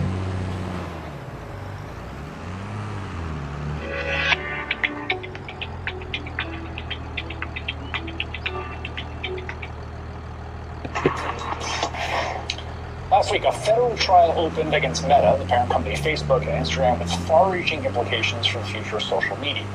A bipartisan group of state attorneys general, led by California, sued Meta, saying that it designed its social media platforms to hook children, minors, and that it lied to the public about the risks those platforms posed and gathered data on kids in violation of state and federal laws. Jurors heard from insiders like whistleblower Arturo Bahar, a former Facebook engineering director, who testified the company was obsessed with adding users, that it buried internal studies showing young users were exposed to harmful content at staggering rates. Now, that trial was expected to last into October, but today, Meta cut a surprise settlement. The company agreed to pay out up to $17 billion to 47 states, territories, and the District of Columbia over the next 10 years. They also agreed to change their products to make them less addictive to teens, namely limiting how long teenagers can spend on its platforms, 2 hours a day max, banning features that stoke mental health issues. It's a quote in a statement. The company said, ensuring teens have a safe and productive experience on our platforms is an absolute imperative for Meta. We want to get this right for parents and teens. It's a somewhat surprising capitulation from Mark Zuckerberg's social media empire. As a Stanford law professor told the New York Times, Meta wouldn't settle unless it sees the writing on the wall and feels really exposed. But first, the company has to follow through, and even if it does, there's a sense they're getting off pretty easy. I mean, they admit no wrongdoing, and for context, $17 billion is a lot less than the $200 billion in the 4 states the lawsuit has been speaking. It's also one of the most profitable companies on earth. As the Times notes, Meta is valued at $1.5 trillion. It most recently generated over $60 billion in quarterly revenue. Now, of course, the company settled the suit for slightly less money than it typically makes in a month. And the stock rose 1% on the news today, which also might be an indication. Rashad Robinson served as the president of Color of Change until 2024. He spearheaded the Stop Hate for Profit boycott of Facebook, something that he recounts in his new book, From Presence to Power, How to Take on the Fights That Matter and Win. Tristan Harris, the former Google ethicist turned whistleblower, now co-founder of the Center for Humane Technology, co-host of the popular tech podcast, Your Undivided Attention, and they both join me now. Tristan, let me just start with you about what you think as we get the contours of the settlement, what you think about it. Yeah, Marcus, it's great to be with you. I mean, the thing is that all of these harms were perfectly predictable. It is a huge achievement. It is a huge accomplishment. This is happening. This is the big tobacco moment that we have been needing to have. A lot of these lawsuits actually got kicked off after the social dilemma came out. The Attorney General started springing into action, and it's really depended on all the whistleblowers, all the insiders, Arturo Bahar, Francis Haugen, giving the proof of it. But all of it was predictable when you looked at the business model. And as you know best, the arms race for attention, the race to the bottom of the brain set, that was always the driver of this. And what's interesting about the lawsuit is how it calls on the other companies to also have to remove these addictive features, because it's not about what one company does, it's about the competitive dynamics that push them all to do the worst thing. Rashad, you have been sort of across the table from these big tech companies, even before this latest round, which has been focused particularly on sort of harms and sort of extraction of attention. And from your perspective, having done this for a while now, I wonder what you make of today's news and how possible it is to get these entities to change. You know, I think it's really important that this happened. And like Tristan said, it's completely predictable. I sat across the table from when these companies, they lie. They pretend like something is not happening. They try to buy off the opposition. They discredit the people who are speaking out. And then when we build up just enough power to actually move things forward, they do something like this where they try to sort of end the whole thing. I don't believe that we're going to get to the deep sort of changes to the incentives that actually drive what we're seeing here until we get regulation. And that's going to be require more people involved, invested, engaging. It's going to be connecting what's happening here to young people, to the fact that if Facebook is willing to, after all this information, put young people and children in danger, they're also going to be putting women in danger and black people in danger. And so the concerns we've heard from women's groups and civil rights I groups own that little area there. are all sort of not really being there. dealt with in this particular situation. So it can't just be these individual behaviors. It also has to get to the incentives and the business model that drives their decision, that drives their growth and profit over everything else. And that's really, I think, has to be the next step. This is important, but it doesn't get us to sort of all the challenges that we're going to face with these companies. Yeah, and that's an interesting point, Tristan, because I've heard some interesting stuff today, some very supportive, some very critical of the settlement. I mean, for people that I respect, I think there's sort of a wide array of opinion on this. I don't have a fixed view. But one thing I saw was two sort of related points. One is this is a way of sort of an end run around regulation, right? Because if you have a sort of private litigation-based model, you can sort of, you don't need to passing laws. And some of the stuff looks really good to me, like the 2-hour daily limit and no overnight notification seems like no-brainers.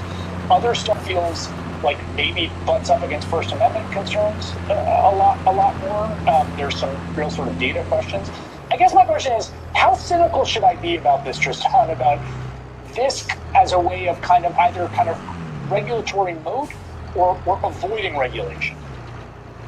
Well, I think, first of all, it's also good to be with Rashad, and we've been in this battle together in several fronts, and so it's good to see you again.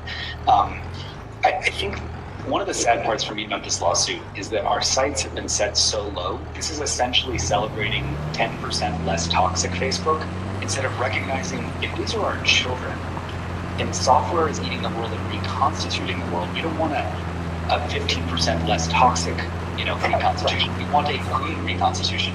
Meaning, if you are taking over children's development, we need technology that is comprehensively good for children's development. If you're taking over the information environment, you should set up incentives that create a healthy information environment, not through more content moderation, but for incentives that don't incentivize the most rage-baity, extreme voices with the most virality. And even the great capitalist Michael Milken said, if you truly accounted for the damage that these companies have done, it's multiple trillions of dollars of damage to the global social capital of the world. Attention dysregulation, the inability to focus, brain damage for profit. I mean, it's not as if this is just affecting children, and it's not as if these are the only harms. And so when we talk about these design interventions, like, sure, late night, no late night usage, these kinds of things, these are the interventions that China, by the way, has done in their social media ecosystem. This is good, these are small steps, but this is in no way we should celebrate the total package. Yeah, there's a funny thing about that, right, which is that, 15-year-olds in China can't get this very, very locked down, but bite dance on TikTok and do whatever they want over here. But there's a broader question we're having too, which is to Tristan's point about these sort of design interventions, is that when you look, I was looking up today, their revenue and the profits. I mean, these big tech companies are some of the biggest, most profitable companies that have ever existed. And let's manage a franchise and football head coach. Maybe Miles high and steady. Not feeling it. What about B-Town? Nah, that's not it either. Here's City by the Bay. Some good players, but I'm looking for something else. The Metroplex? Nah. City of Brotherly Love? No. Hey, there's also Heart of America. This is the perfect team to manage. Download Football Head Coach and become the head coach of your own franchise. That game sucks.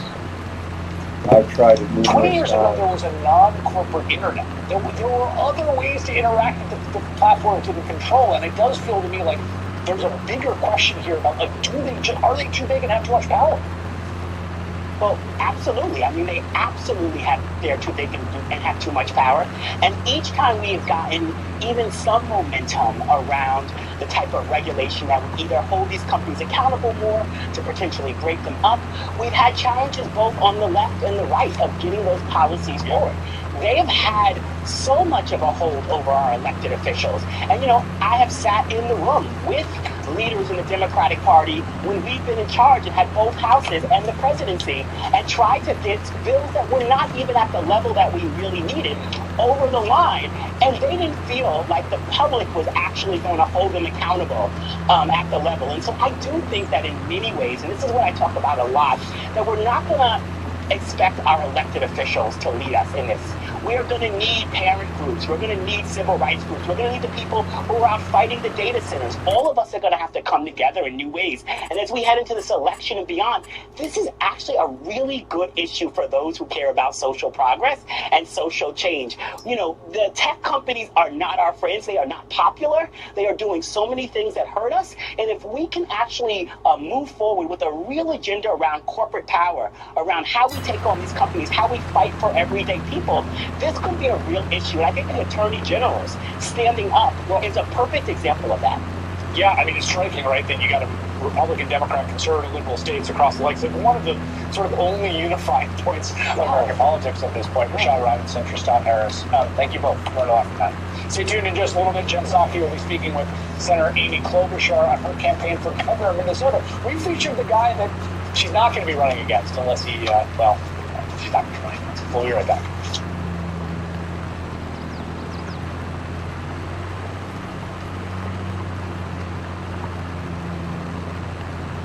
Good evening, friends, and welcome to the weeknight. I'm Michael Steele with Small Sanders Townsend and Elise Jordan in for Luke. Breaking tonight, a federal judge just lifted the final injunction blocking Donald Trump's executive order restricting mail-in voting, clearing his administration to impose new ballot requirements just weeks before our midterms. In a moment, we'll break down exactly what's going on and how it could impact your vote. Also ahead, the president's grip on Republican voters slipping to new lows, but he's insistent on making the midterms all about himself. And later, breaking reporting on that Navy sailor who jumped from the USS Lincoln and what his wife says was an attempt to die by suicide. His wife exclusively telling MS Now that the Navy is punishing him for that. The details are coming up. Let me start with breaking news. Tonight, our election systems are in chaos. This is as the Trump administration wages war on our democracy, and they're just doing so in broad daylight. Donald Trump's executive order severely restricting mail-in voting is in full effect after a federal judge reluctantly lifted the final block on the measure, saying a Supreme Court ruling in a related case had tied her hands.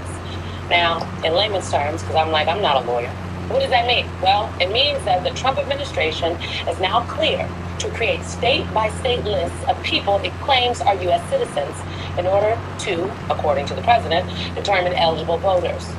There's absolutely no way for us to know at this point how the Department of Homeland Security will compile those lists, and frankly, whether or not they will be accurate. It also means the U.S. Postal Service, under a new rule published today, will not deliver mail ballots in states that do not share voter data with DHS. According to this rule, states must provide the Postal Service with a list of people entitled to receive mail or absentee ballots, and the Postal Service will not mail the ballot of anyone not on those lists, even if a state attempts to comply. In essence, the Postal Service will decide which mail ballots qualify based on brand new requirements put into effect 69 days before the midterms. And that's just really messed up.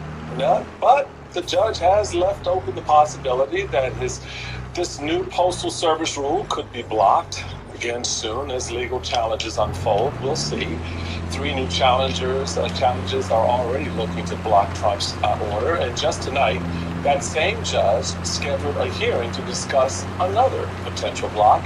That hearing will take place next Thursday, one day before the first states send their mail-in ballots out. Tonight, Janae Nelson and Jason Johnson are with us to go. This is crazy. You know, on Monday, we were talking about the first block that was lifted because of the Supreme Court decision, the unsigned Supreme Court decision. We did have a dissent by Justice Ketanji Brown Jackson.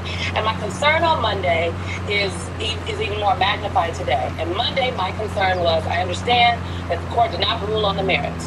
However, because they didn't say it's bad, Donald Trump and his administration are still going forward. I understand that this could still be blocked in the court. But 9 days from now, people will start voting in some places in this country. I understand what the law says, but the practical implications of what is happening in this administration is not going as slow as the law is going. And my concern is that what will happen out there in the world? What kind of internal conversations are the people at the Postal Service having? What is DHS prepared to do? I do not lack imagination about what these folks are capable of. I literally was watching TV on January 6th. Well, the incompetence of doing this 69 days before an election is really what kind of takes my breath away, because we're supposed to expect that the federal government that is completely lacking in plenty of areas of bureaucratic fulfillment, that they're going to be able to implement this new system that sounds pretty complicated, frankly, and it does sound like it's labor intensive. It's going to take a lot on the part of the Postal Department, which is underfunded and is chronically in cash flow problems, and Donald Trump has tried repeatedly to privatize it. But this seems like there is no way that it could be executed with any level of precision that would actually extend confidence in the democratic process. Well, that last point is the point. This is not designed to extend confidence in our system. This whole idea that Donald Trump and his ilk have masterminded, going back to Project 2025, when Simone and I, in another version of our working together here at the table, made it very clear what was coming. Now it's here, and it is the full, unadulterated. You said that I own that process, land. folks. I can't say it any clearer and make it any simpler. Democracy is dying in broad daylight. It is dying right before your eyes. And the expectation of this administration is you won't give a damn about it, and there's not a damn thing you're going to do about it. Because, what? The court system, seemingly with the Supreme Court as the final arbiter of what is and what isn't constitutional, is going to give Donald Trump the ham sandwich he wants. Whatever he wants, they're going to give it to him. So, Janae, I don't understand how we're to look at this any differently than how Simone has laid it out, how Elise have laid it out. What this actually is at this point. For me, I think it kind of boils down to some constitutional questions that Simone was tackling the last 2 days before I got back to play with everybody here at the table. And that happened, I guess the interesting thing is when you look at this ruling by the Supreme Court, the decision now by judges to go, oh, well, Supreme Court has ruled, it really kind of begs the question whether we have become accustomed to seeing this power that the Constitution deliberately gives. Yeah. Deliberately gives to, all three branches, everybody, being consolidated in this chief executive of the presidency. And what happens when that constitutional democracy that we're looking at is upended by the courts using the Constitution? Because that's what's happening. The Supreme Court is literally using the Constitution to upend a constitutional norm that's spelled out that the states are the final arbiters of how we do elections. Listen, this is what it may feel like after letting Rouge Ready dissolve under a man's tongue. Rouge Ready is a new form of ED treatment that melts under your tongue and it starts working fast. Designed to bypass the stomach for quicker absorption in 15 minutes on average. How we do elections. Listen, they haven't done that yet, and we are not. Who hasn't done that yet? The Supreme Court has not done that yet. I beg to differ. Well, I'll explain to you why. What the Supreme Court did in this case is it was very strict about standing, very strict about the timing in which you can challenge this executive order. Mm-hmm. So what the Supreme Court said was, because the rule had not been issued and was not in effect when we filed our lawsuit, because we're one of the organizations, the Legal Defense Fund, that filed the lawsuits, because the law wasn't in place, that it was too early, that it wasn't right. We didn't have standing. Now, one could argue that the executive order had issued, it had already asked USPS, and we did argue such. And so, yes, we disagree with the Supreme Court's ruling on standing. But it did not decide the merits. It did not say that this executive order is lawful. And you know why they didn't say that? Because it clearly violates the Constitution. Article 1 of the Constitution makes it very clear that the purview of election administration is in the hands of the states and Congress, not the president, and definitely not the United States Postal Service. So just a question then. They didn't say it was lawful, but they didn't say it wasn't lawful, and they didn't say don't do it. So practical, I guess from my perspective, they couldn't. Because they couldn't, but the practical implication of that means that it's happening unless there's another court case that stops it. I'm going to say again, it's all of you all said. I'm not a lawyer. I don't play one on TV. The reality is, if we're looking back on this 30 years from now, when we're hopefully not in a gulag, people are going to say this is ridiculous. All of this language is ridiculous. This is just an authoritarian movement. As you mentioned, it has nothing to do with competence, right? Like, this is a government that can't keep soldiers from jumping off boats, can't keep us from poop, lettuce, and rotten eggs, right? I really doubt they have an effective, reasonable way of organizing how an election is supposed to work. The goal of this, as Michael says, is not just to erode democracy, but to confuse people, to waste the time of important legal organizations, and to frustrate organizers and activists on the ground. The only remotely positive thing about this is that every organizer I know, including some I'm going to be meeting with after tonight's show, they expected all this.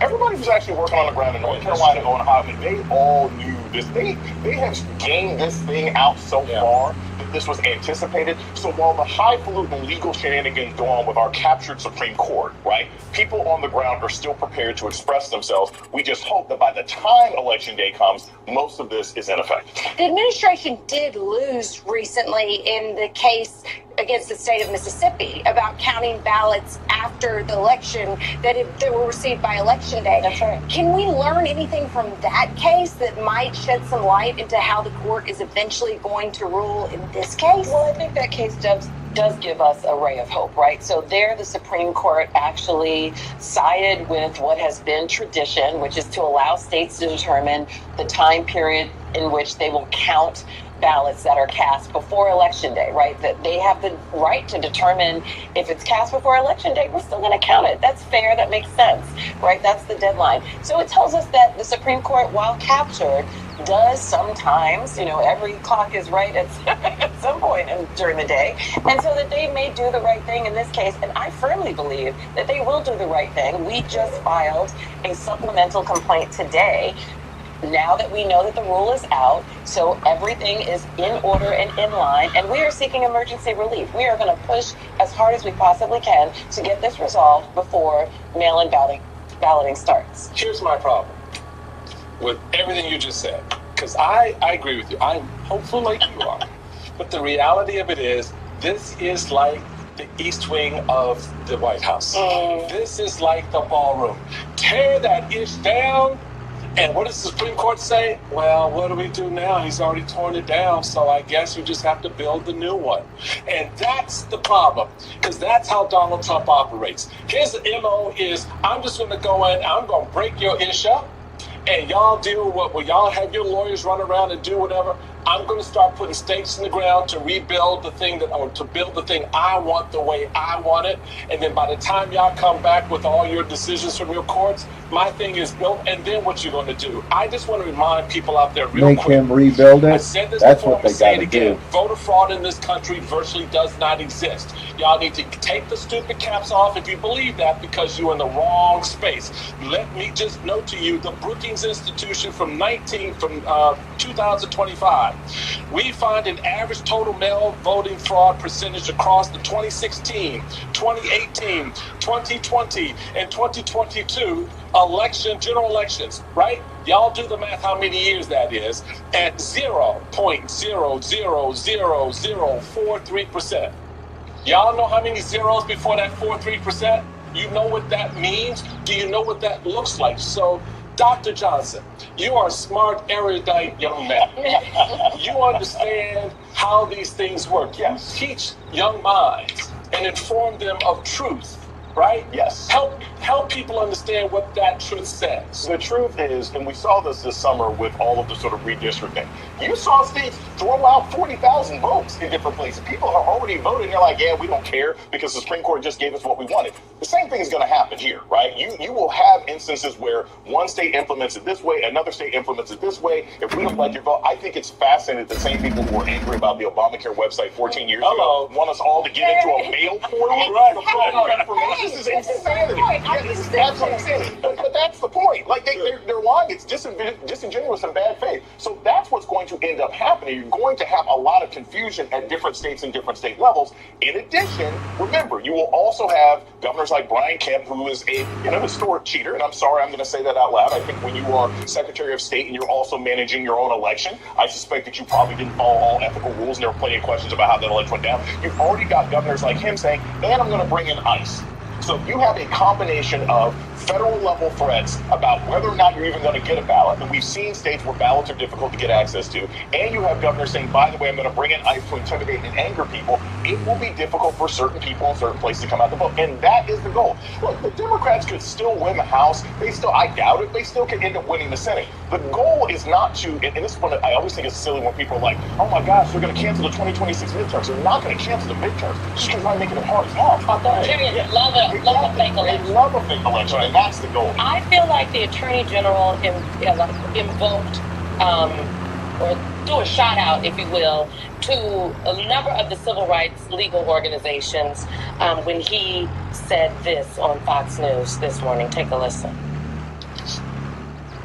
This is what the American people expect President Trump and expect this country to be doing when it comes to election integrity and making sure that we are extraordinarily vigilant about who is voting and that they're eligible to vote. It is surprising and disappointing that instead of working with us, instead of working to make sure that we have free and fair elections, we have governors like the governor of California, you have these advocacy groups that are really just left-wing liberal groups that are immediately saying, oh no, we're gonna sue again. Notwithstanding the fact that the Supreme Court has already issued its stay, and yes, we will keep on fighting that. G-Fiber's network is built to stay up even when the power goes down. But your home's router is another story. It's stay. Gotta get me some coffee. Yes, Be we will right back. keep on fighting that. Janae could not hear that audio. The Attorney General said it is surprising and disappointing that instead of working with us to make sure we have free and fair elections, you have governors like in California, you have advocacy groups that are left-wing liberal groups saying we will sue again, notwithstanding the Supreme Court has already issued its stay. Yes, we will keep fighting on that.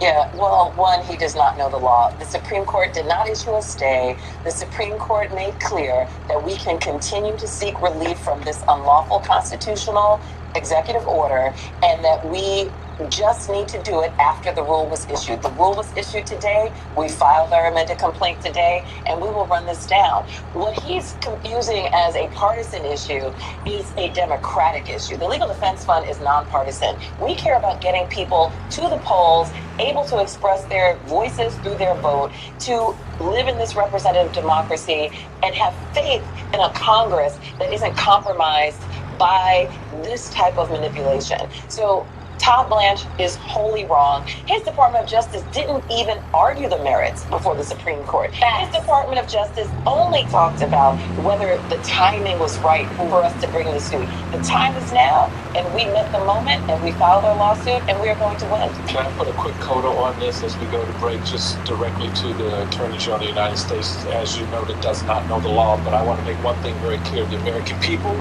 do not expect President Trump and this country to be doing what it is doing right now when it comes to their voting. So, sir, you need to pack that ish up and put it someplace else. Janae Nelson of the NAACP Legal Defense Fund, Dr. Jason Johnson, thank you very much for your time.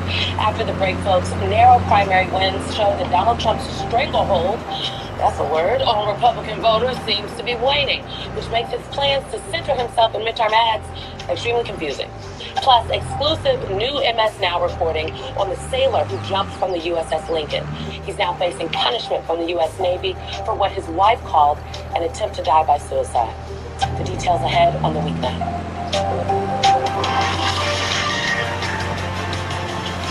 Donald Trump's sway over Republican voters appears to be slipping just a little bit. Look at the razor-thin outcomes of 2 GOP primaries last night. In Oklahoma's Republican runoff for Governor, Trump-endorsed candidate Mike Mazzei eked out a win by just half a point. 2,000 votes separating the two candidates out of more than 371,000 cast. Then there's Darlene Graham, who won South Carolina's Republican Senate runoff by just 5 points. More than 47% of Republican primary voters voted for the other candidate, despite Trump campaigning for Graham.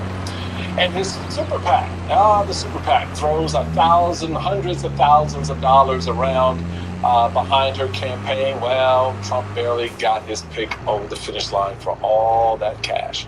So, of course, Trump is now reportedly planning to center himself in midterm ad buys. Joining us now is Brittany Martinez, Republican strategist and executive director of Principles First. Greetings, Brittany. Thank you for being here. So, when we were talking about this earlier today, I'm like, I feel like we have been here before. Oh, yeah. And if we go back to 2018, it's not that far, right? Republicans were in a similar situation in 2018. Republican leadership, elected Republican leadership, were telling then President Trump, hey, we're in trouble. Yeah. We need to focus. We need to get something to run on. And Trump did not believe them. Yeah. He also centered himself in that election, and that was an election where Democrats won 40 seats in the House. It was the largest gain in the House since, after Watergate, since 1974. You would think they would have learned from this, but the president is doing the exact same thing he did last time.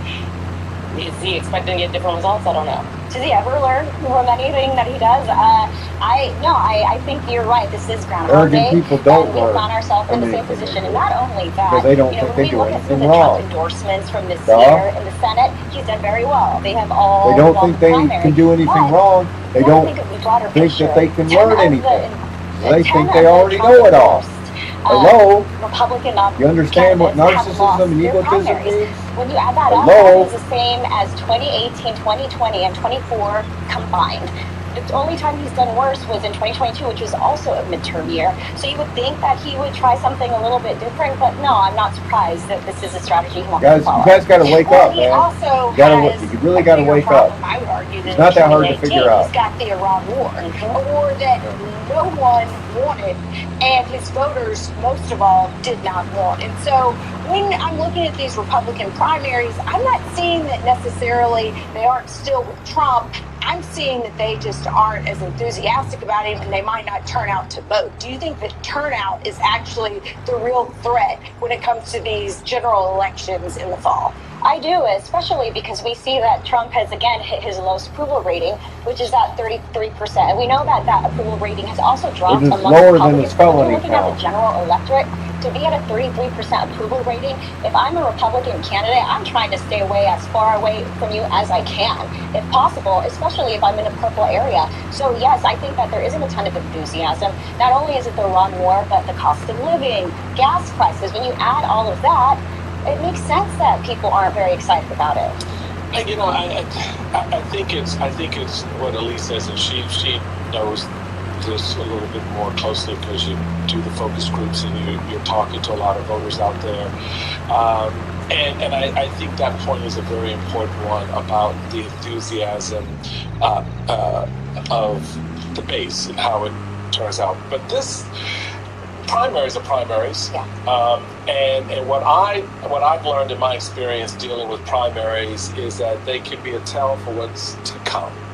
And so Trump's problem and his candidates' problems are not the fact that their primaries are underperforming. Candidates are squeaking by. The narratives of the victories in these primaries we just talked about. If I'm a chairman in a county or chairman of a state, it's very foreboding because it says to me that in a critical area in my state or in my county or my district where I'm going to need to have you turn out, you're not inclined to do that. The Democrats are very much inclined to turn out as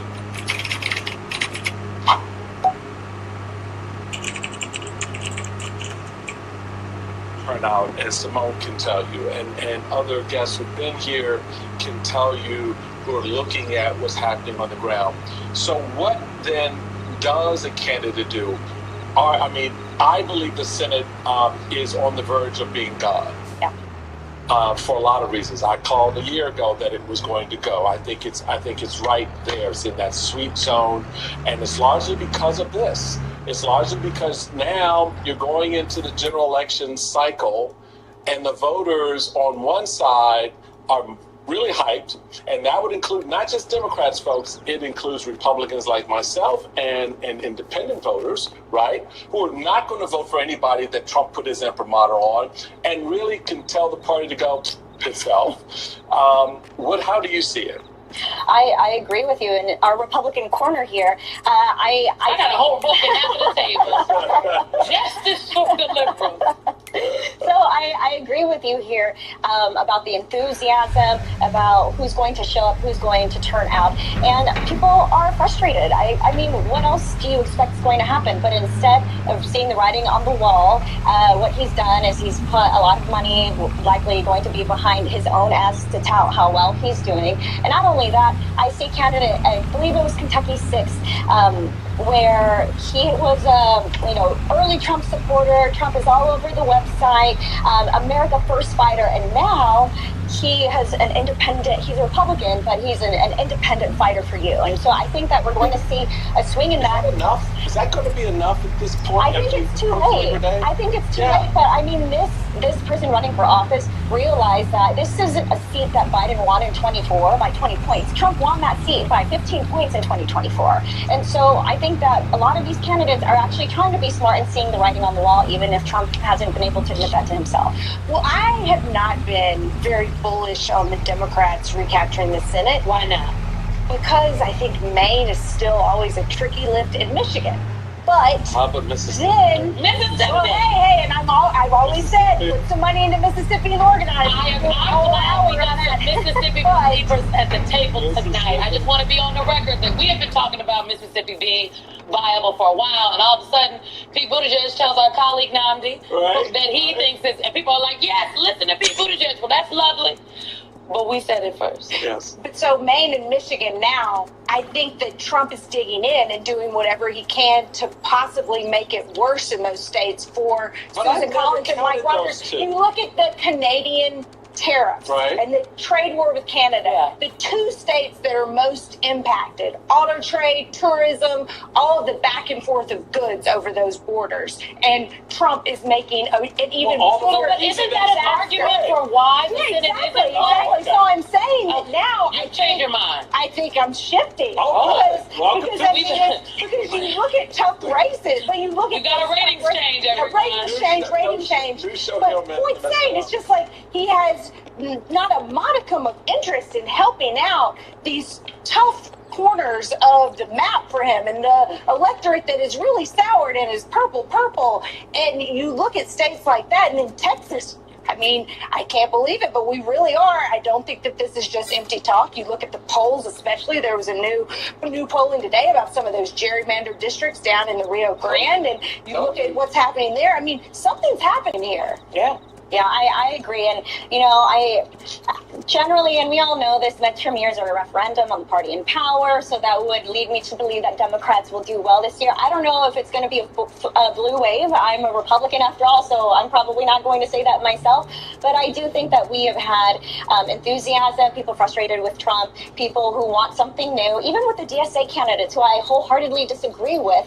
I don't think it's that Americans are like DSA. I think they're like, well, it's fresh leadership. Anti-incumbent. Exactly. And I think that's what is the most exciting to a lot of voters this year. Well, I'll take any wave away from this Trump stupid. I'll take any wave away from from what we see happening at our ballot boxes, and I'll take any wave that will take his hands off of monuments and his names off of buildings. So bring the wave, baby. Well, Brittany Martinez. the voters will let us know. The voters will let us know. Don't y'all let us down now. Brittany Martinez, thank you so much. Really appreciate you. Ahead now, Ms. Downs. The first ride after giving birth. Nearly 20 new overseas projects are currently under development or pending, creating massive conflicts of interest for the administration. Mary McCord will join us next on the weeknight to unpack it. Now has new reporting on the Trump Organization's overseas projects and the conflict of interest raising, well, frankly, I think that are being raised all throughout everything. By MS Now's account, folks, the Trump Organization has at least 19 new golf courses, hotels, resorts, towers, and other projects currently under development or pending abroad. At least a dozen of them were announced after Trump won the 2024 election. The White House has insisted that there's no overlap between the president's actions on the world stage and the business decisions of the Trump organization. But Democrats, well, they have made it clear. They are ready to investigate these conflicts should they win control of the midterms, this Congress, this midterms. Oh, my goodness, all the things. I'm thinking about the corruption. Mary McCord is here. She's our legal analyst. She's joining us now. She's also the co-host of the Main Justice Podcast. I'm thinking about just the corruption. And, Mr. Chairman, I just have to say that you know very well, I think that the investigations are very important. But if Democrats do win the House this November, and we'll talk about the Senate, maybe the Senate, but if they win, it'll be because they want accountability, but they also want people to do something to change their lives. And investigations don't necessarily equal lower rent. No. No, they don't. That's why I was like... she just did a little mind thing there. No, you're right. Investigations don't equal lower rent, but you've got to, as I've noted, Mary, with respect to all of this corruption, you've got to contextualize it, which is, I think, where Simone is really kind of landing, and that is, you just can't in the abstract say, we're going to go after all the bad things that we see happening, while people are going, well, yeah, I get that, but right now, can you tell me what you're going to do when you get the power? Yeah. Can you tell me what you're going to do to help things get a little bit better for me? Help contextualize that space where you have the power of the gavel, to bring a bright light on what this administration is doing, what the Trump boys, the little boys, have been doing with Daddy, getting all their little special projects and all the little money they're making, and big money. Big money they're making. Even when they got no job, they're making money. So help us understand how that works into this overall effort to sort of ferret out the corruption. Well, at least for the first time in this administration, Trump 2, if the Democrats take over the House, there will at least be some oversight, some efforts to ask questions and get into things like this corruption, like this pay to play, whether it's foreign, influence and opening up multiple properties in foreign states that might have business with the United States, or whether it's domestic. I mean, we've seen contracts being issued to those who have, contributed substantially to Trump's campaign. And so, we will see that kind of oversight. But I think to your point, the question is, do Americans care? And, or are they more worried, rightfully, about their rent and about the price of gas? I was just talking to somebody today who was talking about, because of his work, he drives a truck. It gets 9 miles to the gallon and it's $6 a gallon. Like, these things really, really add up. And so, but I think we can't ever lose sight of there needs to be some sort of accountability, because that's what the rule of law is. And Americans have to care at least something about the rule of law, because that is why we have had this country for 250 years since our Declaration of Independence. No one before Donald Trump, at least not in modern history, has had the chutzpah, to do what he does. Most would be ashamed to do it. They would worry that they would lose credibility with the American people, and the American people wouldn't think that government works for them. And this is the first time, at least in modern history, we've had somebody that doesn't care about that. And so the question is, what can Democrats, or frankly, Republicans who care about the rule of law, this should not, I know, and care about a strong economy, because the rule of law is necessary for the American dollar to stay dominant, for our economy to be strong, and for investors to keep pumping money and not to call our debt. But what if you had to look at all of the instances that seem a little unseemly? Is there a case that you would, with your prosecutor hat on, that you would say, this is the case to pursue because this is blatantly something that is, there's something that's fishy about this, and this would be a quick win? Well, as a prosecutor, obviously, you're looking at it differently than you are as a member of Congress. And there have been a number, and I didn't come prepared to say which would be my favorite. I don't have favorites. Well, there also are so many. That's right. Yeah.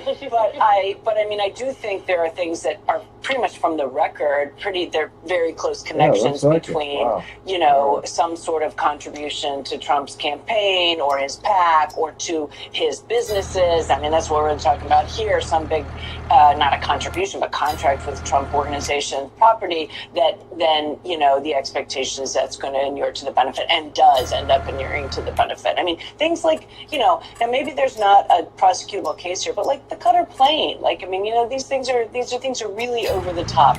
But I think that, your point is so valid. Like the whole system only works if there's some sort of adherence to law. And, the first principle of rule of law is that a system of laws by which both the governed and the government agree to abide, right? And a system for adjudication and hearing of those kind of laws and a system of transparency. So these things are important, not just to Americans, but to the world stage. But you've got to be able to tie them together why it matters every day to a nation of laws, not a nation of men.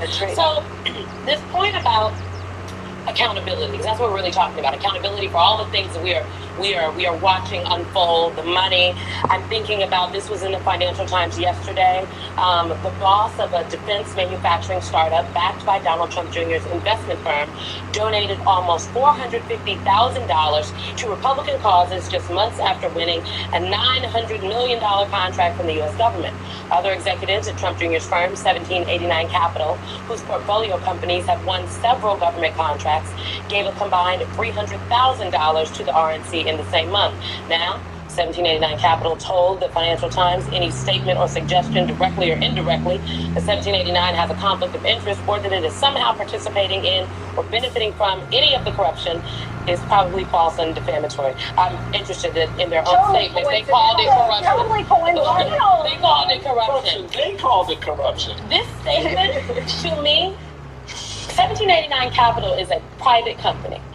While the government, it may be hard to hold the government accountable given who is at the Department of Justice. Yes. We've seen a dramatic slowdown in our fundraising. So I'm reaching out to humbly ask you to make a donation to our People Power movement today. We have two ways. Government accountable given who is at the Department of Justice. Yes. You can. I mean, a company being dragged before Congress to testify at a hearing. I mean, we saw what happened when, frankly, the heads of some of these prestigious Ivy League universities were dragged before Congress and testified before a hearing, and they didn't give great answers. People lost their jobs. If you are a company or a corporation, I think they should be shaking in their boots right now, because if Democrats take back the House, they should be asking those companies some questions about what they have been doing with this government. They absolutely should. And, those companies need to be thinking about the fact that this administration is not always going to be the administration in charge. And, if they think they can just switch gears and pay to play in the next one, I'm hopeful at least that the next one's not going to do these things.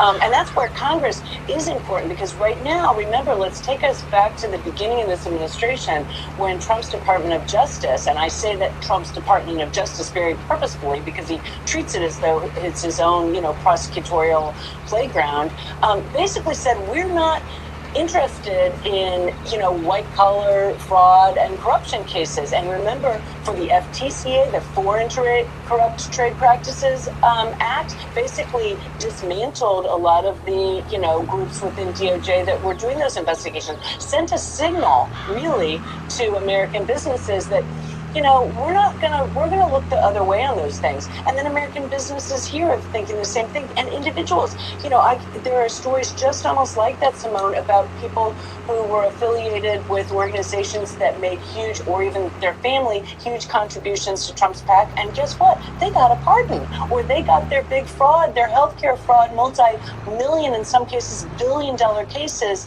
dismissed and a pardon. So it's at every level. Mary McCord, thank you so much for coming to the table and breaking it down tonight.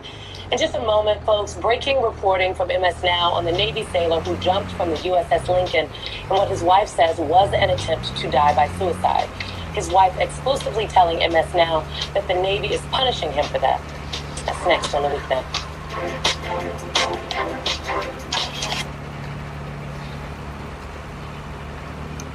Watch, Navy recruitment will be down. Just because you're married to someone doesn't mean that if Secretary Hegseth has one of the highest levels of classification access, he can't just hand that to his wife and say, here, honey, hold my beer and hold my classified information. It doesn't work that way. Hi again, everybody. It is 5 o'clock here in New York. I'm Alicia Menendez in for Nicole Wallace. In what feels like many lifetimes ago, but was only just last year, a relatively new administration was dealing with Signalgate, a scandal that exposed how details of upcoming strikes on Yemen were shared in multiple group chats on the app Signal, including one with Atlantic editor Jeffrey Goldberg. Now, I bring that up today because Defense Secretary Pete Hegseth's wife, Jennifer, was in another one of those chats. And as you just heard Senator Coons tell me and my co-anchors on the weeknight last year, her involvement is not normal.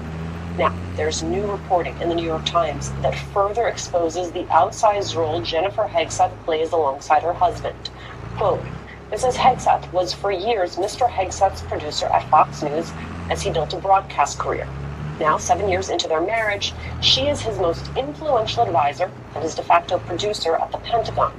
She has prepped him for appearances, sat in on his meetings with journalists, interviewed potential members of his staff, and brainstormed ideas for the Defense Department videos he, and sometimes she, appears in. Like this video. All right, building the dream squad here. We got George Kittle. We got Lamar Jackson, Christian McCaffrey. She appears in. Like this video, where she is seen working out with sailors and Marines on the USS Boxer in Singapore wearing a "This is War" t-shirt. Yet Jennifer Hegseth's involvement goes much further than PR videos and prepping her husband for interviews. More from the Times, quote, last year she was in a highly sensitive meeting with her husband and top British defense officials after the United States temporarily stopped sharing military intelligence with Ukraine, the Wall Street Journal first reported. In a previously undisclosed part of that meeting, a Trump administration official told the New York Times the British indicated that they had officers on the ground in Ukraine. What are you trying and that without to do? U.S. intelligence, You gotta be including kidding warnings me. of incoming missiles from Russia, the officers' lives were at risk. What The the British hell? spoke in general terms, the official said, because the presence of Mrs. Hegseth made them uneasy. Later, they had a smaller meeting without her to go into detail. The Pentagon's chief spokesman said Mrs. Hegseth was only in the meeting for introductions. Why the hell would you go through that? And has not been present for any Defense God, I hate Department to say conversation or meeting where classified information was discussed. But a former chief spokesman for the Pentagon does not think this should be taken so lightly. John Ulia, who left after working under Pete Hegseth for 3 months, said, quote, it's bonkers that a defense secretary would involve his wife in his sensitive official duties, including sharing details of an impending military operation and face zero consequences. Any president deserves better judgment from his national security leaders. And that is where we begin this hour. Staff writer at The Atlantic, Tom Nichols, is a professor emeritus of national security affairs at the U.S. Naval War College and military analyst. Retired Lieutenant General Mark Hertling is here. He served as the commanding general of the U.S. Army in Europe. It is good to see you both. General Hertling, the Times said there has never been a Pentagon spouse quite like Jennifer Hegseth. How alarmed are you by this reporting? Alicia, there's an important distinction between giving advice to your husband and listening, and the distinction between that and exercising government authority is quite an interesting issue. If Jennifer Hegseth helps her husband prepare for television interviews or offers private advice in their home at night, that's their business. I don't care. But if the reporting in the Times is accurate, and I think it probably is, and that she interviews potential employees or influences Pentagon media policy or listens into a classified conversation with allies, it's something different. I had a kind of a flashback when I was in the Pentagon, the one tour I had in the Pentagon, and I was working as the war planner, watching Secretary Rumsfeld have conversations with his combatant commanders from all around the world and discussing contingency plans. I can't imagine what would have happened back then if Mrs. Rumsfeld had been in the room with them, and these 4-star admirals and generals would be discussing what they plan to do in their area of operations. It just doesn't make sense. I mean, Tom, listen, this is a Secretary of Defense who already has a history of not understanding how to handle important classified information. You have this report that the British had to adapt their meeting because of Jennifer Hegseth's presence. It would be one thing if it were not interfering with our allies. The fact that you have other governments saying this is weird is embarrassing for us all. It's also astonishingly unprofessional. This is not, no matter where you work, the rule is that, every day is not bring your spouse to work day. Does she have a clearance? Does she have a title? Is there some, accountable role that she fills? Look, the one thing Pete Hegseth and I have in common is we were both once Republicans, and nobody in the Republican side liked it when Bill Clinton said, I'm going to start bringing the First Lady into policy making with no Senate oversight, no other role. That was an understandable gripe to say, you can't just bring a family member in and sit her down and say, by the way, my wife's going to, look over our shoulders here on this meeting. I find it astonishing on so many levels, including the hypocrisy here. Hegseth is really the chief advocate for, manly men, gusto, testosterone, guys being guys, except that he apparently has to bring his wife with him everywhere, which to me, I'm sorry, but I don't care if it's poker night or I'll just say this. My wife is my best friend, my closest advisor. I love her dearly. And yet she does manage to let me get out of the house unsupervised on occasion, trusting that I am not going to screw things up. This is a deeply weird, but also deeply unprofessional and, yes, damaging to the Defense Department arrangement. It shouldn't be happening, but it tells you something not just about Pete Hegseth, but about this whole circus that seems to be operating in the administration. Well, to that point, General Hertling, your latest piece is titled Who Would Want to Be Friends with America Now? And in it you write, alliances are relationships built over years, administrations, war, crises, and disagreements. Presidents inherit them from their predecessors, sustain them for their successors, and occasionally strengthen them through careful diplomacy. But presidents can also destroy them.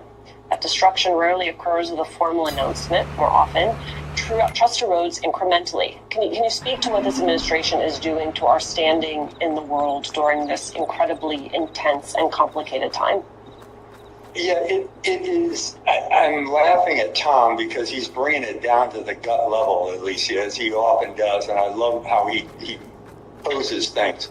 But I keep going back to imagine being a combatant commander or a service chief or a British defense official who's coming in for what you believe is an official conversation with the Secretary of Defense, and you need to find out what the classification level and the need to know of these defense plans are to his wife.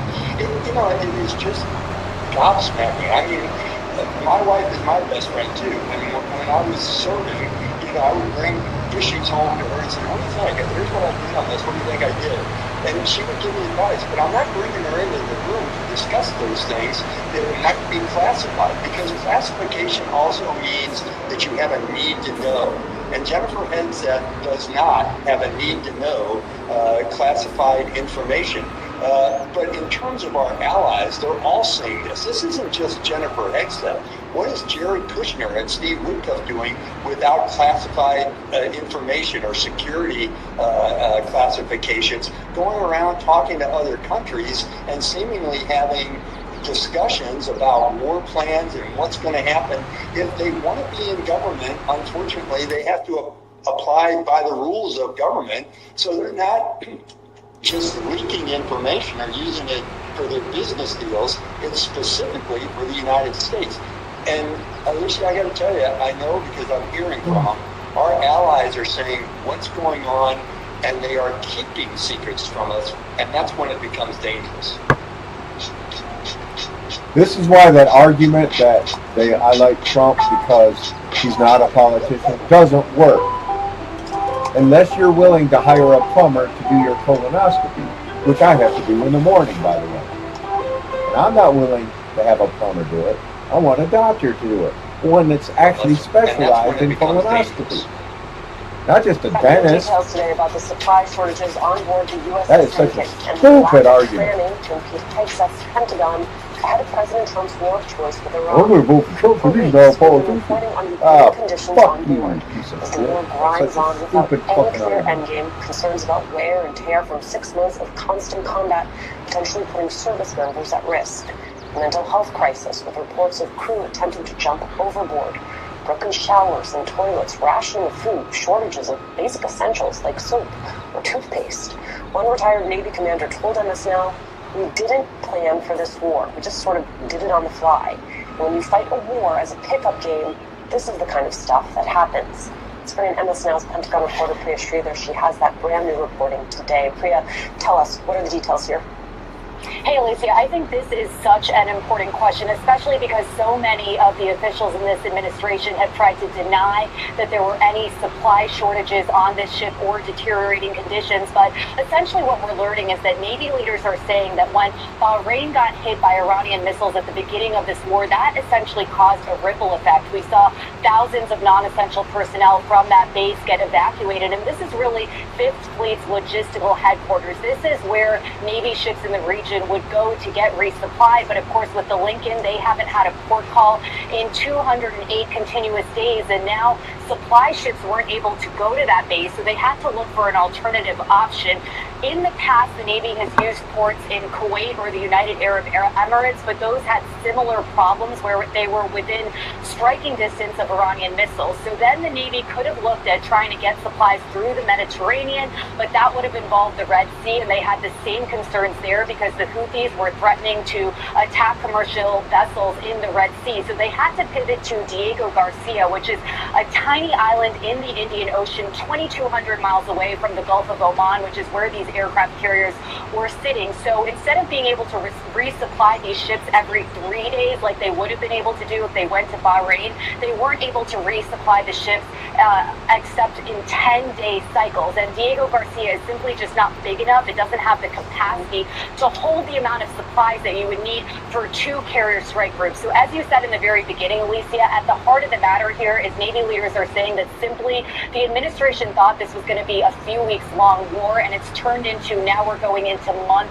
6. And that's really what has caused all of this to have a trickle-down effect on the service members not being able to get food and basic hygiene supplies.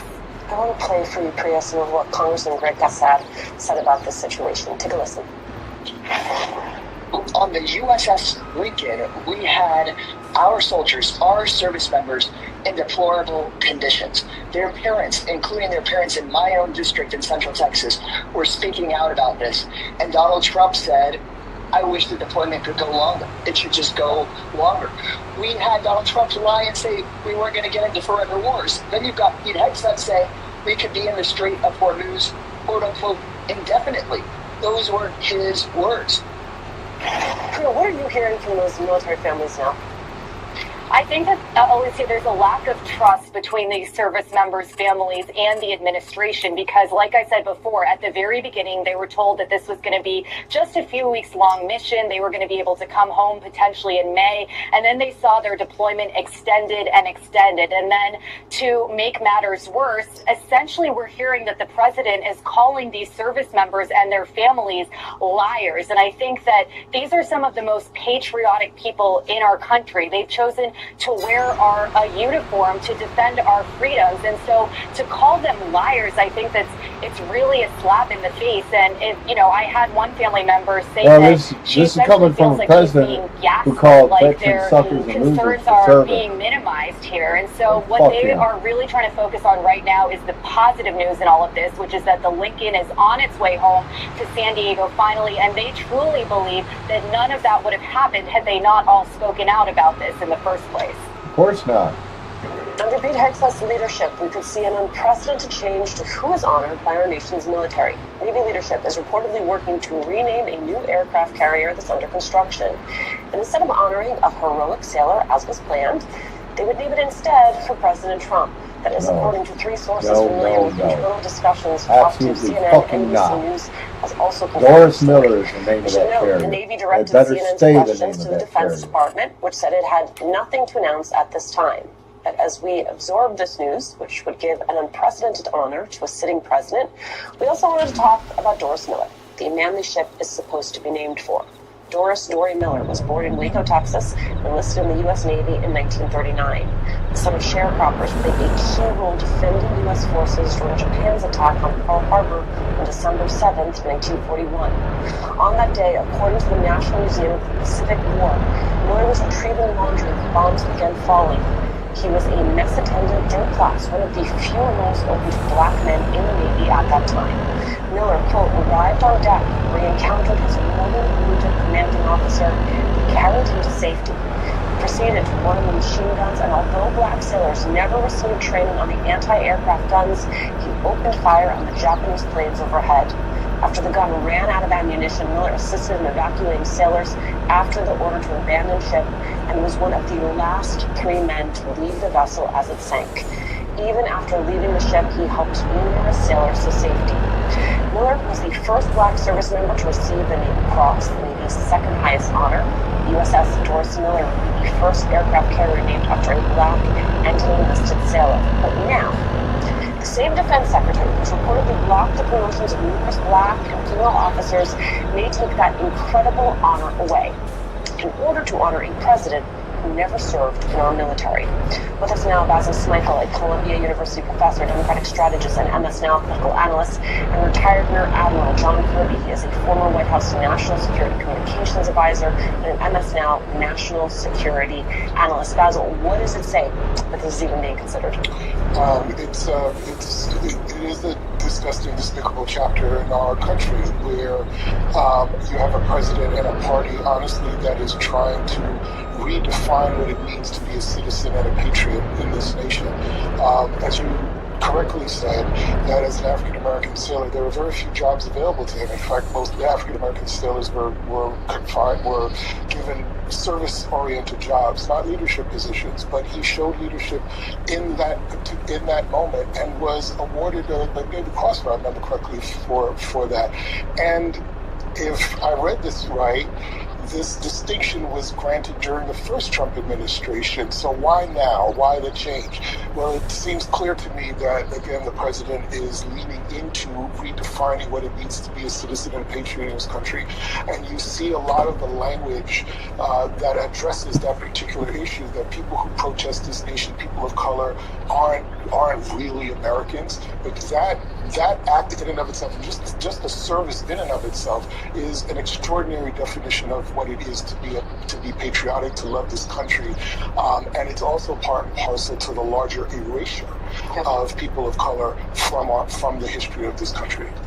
We know Pete has history with blocking black female candidates from promotion lists. How much sway does the defense secretary have on the naming of an aircraft carrier? Because there is both the honor that is being taken away, and there is the other piece of this, which is the desire to bestow that honor upon the sitting president. The Secretary of Defense has enormous sway over the decisions of the service secretaries on a lot of things, and this is one of them. Now, the way it works, the convention is that the Secretary of the Navy is the one who decides what ships are going to be named or renamed.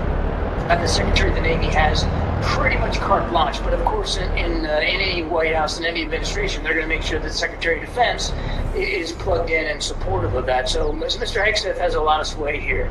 Look, I taught naval history at the U.S. Naval Academy a long time ago, back when I was just a youngster. And you can't teach naval history to Naval Academy midshipmen without talking about Pearl Harbor, and you can't talk about Pearl Harbor without talking about Dory Miller and what he did that day, an incredible hero. Now, they're talking about maybe renaming another ship for him. I hope that they do that, because this is a man who deserves to have a U.S. Navy ship sailing under the American flag in his name.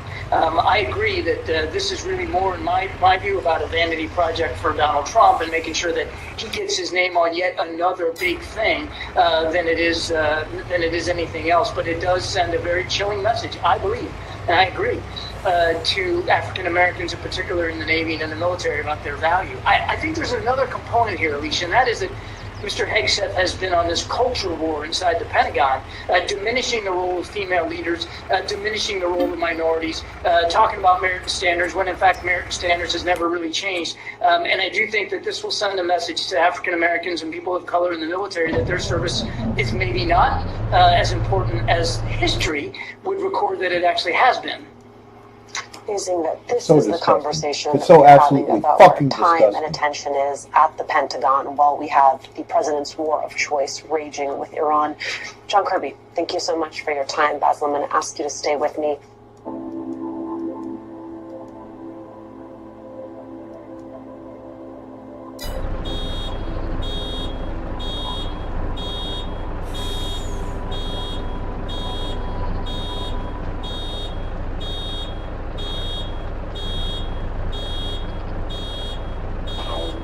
Nothing but sauce. What kind of sauce? Stay with me. First it was the outside press, now it is the Pentagon's own paper. The publisher of Stars and Stripes is retiring, saying the paper's mission has changed under Pete Hegseth. Max Lederer led the paper for nearly 20 years. In a memo to staff reviewed by the AP, he said, "It has become clear that my philosophy of leadership and my understanding of the mission of Stars and Stripes differ in fundamental ways from the direction of the Department of Defense and what it has for the new organization." So what exactly has changed? Sean Parnett, chief Pentagon spokesperson, announced the Pentagon would be refocusing the content of Stars and Stripes away from, quote, distractions. Here's what he posted on X. The ombudsman, who was responsible for keeping the newspaper independent from DoD interference, was fired. Her name is Jacqueline Smith, and her outgoing column declared the Pentagon was trying to silence her. There it is. According to CBS News, 1.4 million people see it every day, the Stars and Stripes, and their reporting has not shied away from being critical of the military itself, at least in the past.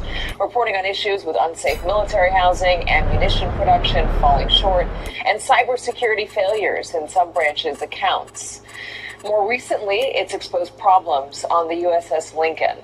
So who might replace Lederer as the publisher? No word from the Pentagon, but leadership might not let him go so smoothly. CBS News is citing U.S. officials who report leadership discussed firing him before his retirement takes effect. Today, I should tell you the USS Abraham Lincoln is finally heading home after a brutal and record-breaking time at sea. The aircraft carrier and its crew, about 5,000 sailors, are on their way to San Diego. We here on the show have been covering the concerns of family members of those aboard the Lincoln for a while now. Concerns about sailors' mental health, their safety on deck, a lack of supplies, food shortages, water contamination, you name it. Family members say the situation on the ship had become so dire that multiple sailors have attempted to go overboard. Now, of course, the Pentagon has denied all of these concerns. Trump himself has even denied the very fact that military families are concerned, which is quite a thing to deny. And while a lot of reporters have done a really excellent job covering what has been happening on the USS Lincoln, including our colleagues here, Priya Sridhar and Lindsay Papia, but one outlet's coverage has been particularly notable. The military newspaper Stars and Stripes, the one I just mentioned in talking with Ali. And that's because as a publication partially funded by the Pentagon, their coverage was effectively reporting on themselves. While a lot of civilians might be unfamiliar with their work, Stars and Stripes is a key part of our news ecosystem. If you work in government, if you work in national security, you definitely read Stars and Stripes, as do so many military families across the world. The paper was founded during the Civil War and has been continuously published since World War II. While other news outlets chase all sorts of stories, Stars and Stripes is just focused on what is happening in our military, day in and day out. They have a record of reporting on the military objectively, even on sensitive topics that might make the military look bad. For military members and their families all around the world, it is a key news source. It's also a key news source for us in the larger news world. And the reason it is so key is because it is editorially independent from the Pentagon, or at least it has always been. Now, back in January, the Washington Post reported that applicants for jobs at Stars and Stripes were being asked how they would support President Trump's policies. They were asked questions like, how would you advance the president's executive orders and policy priorities in this role? and identify one or two relevant executive orders or policy initiatives that are significant to you and explain how you would help implement them if hired. Not exactly the kind of questions you would ask an independent newspaper to ask its prospective hires, right? Well, it turns out leadership in the newspaper didn't know that these questions were being asked. They were being asked automatically by the government website that prospective hires applied through. They were being asked by the Trump administration, essentially. Now, the day after that report, the Pentagon's chief spokesperson, Sean Parnell, tweeted that the Pentagon was returning Stars and Stripes to its original mission, reporting for our warfighters, which to him meant, quote, and these are his words, refocus its content away from woke distractions. Now, the first real clue as to what that actually meant came from the conservative outlet, The Daily Wire. Pentagon officials told The Daily Wire that the plan was for the paper's content to be written by active duty service members, with 50% of the paper's content composed of materials generated by the Pentagon. And amazingly, no one told the people who actually ran Stars and Stripes that was the plan. The editor-in-chief of the paper, Eric Slavin, told the New York Times that all he had to go on was what he had read in the Daily Wire. Now, for its entire history, Stars and Stripes has been partly funded by the Pentagon, and its staffers have been Defense Department employees. But Congress mandated the publication be independent. Congress even mandated that the newspaper hire an ombudsman whose entire role would be defending the paper's editorial independence. In response to questions the Trump administration was making their prospective hires answer, the paper's ombudsman at the time, Jacqueline Smith, told the Washington Post, quote, asking prospective employees how they would support the administration's policies is antithetical to Stripes' journalistic and federally mandated mission. A few months later, the Pentagon issued a memo drastically expanding its oversight of the paper. The memo barred the paper from running stories from wire services like the Associated Press and even banned cartoons from being run. And most importantly, stated that the paper's content had to be consistent with, quote, good order and discipline. Now, as the paper's ombudsman told CBS News, they could say anything is against good conduct. The paper's ombudsman told the Washington Post that the memos threatened Stars and Stripes' continued editorial independence and that it did so at the detriment of the troops who rely on the newspaper for complete coverage and continued accurate coverage that is not propaganda. A month later, she was fired. And she put it in her final column. Apparently, the Pentagon also doesn't want you to hear from me anymore about threats to the editorial independence of Stars and Stripes. That's what she wrote in her final column. No official reason was given for her firing, but she also wasn't able to contest it. And then last month, one of the newspaper's reporters, Laura Cordy, gave one of the most appropriate statements I could really ever imagine a reporter giving about her role at the paper. Here was that statement, given as part of an interview with CBS News. I'm working for Stars and Stripes, not for the Pentagon, not for any administration, not for any policymaker. I'm here to cover the military community. Today, Cordy was fired. In a statement, she said that the Defense Department had fired her for insubordination because of her statement to CBS, because she said she works for Stars and Stripes and not the Pentagon, because she said that paper was independent. Today, the Pentagon also fired the paper's editor-in-chief. The editor-in-chief says he was fired for insubordination over something he said in an interview when answering a hypothetical question about his journalistic standards. A question about where his red line would be if the Pentagon attempted to censor or withhold unfavorable news. Asian girls with good English and real intentions for a long-term relationship. Yes, we actually exist. If you're tired of games and meaningless games. If the Pentagon attempted to censor or withhold unfavorable news. Do you have red lines in your mind? Yes, I do. Give me a red line. Well, don't run a perfectly accurate story. Run this instead.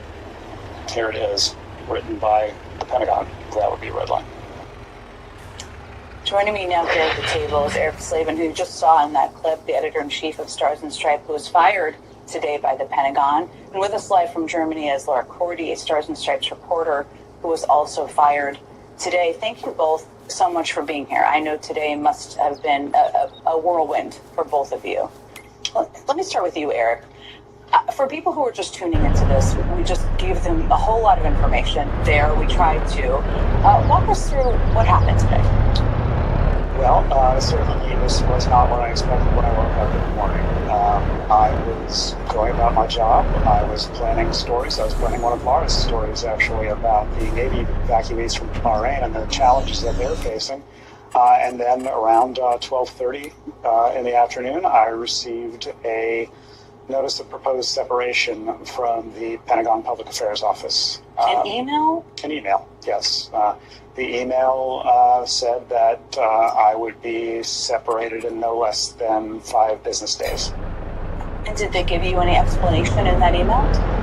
Yes, they pointed to the CBS interview, and they said that my hypothetical that you just saw, which didn't say I would disobey anything or contradict anything, it simply said that I would affirm what the policy is, which is no accessorship or management. That's good in DoD policy. That's good in the National Defense Authorization Act. It's in a number of places, so I feel like I affirm that, but they consider that insubordination.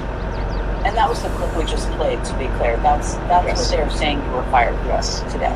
But let me bring you into this, Laura. I know, and I just read part of the statement, but again, for people who are tuning into this story, and you were coming to us from Germany, so first of all, thank you for being up with us and sharing this. I think it's so important for people to hear about when and how did you learn that you were fired today?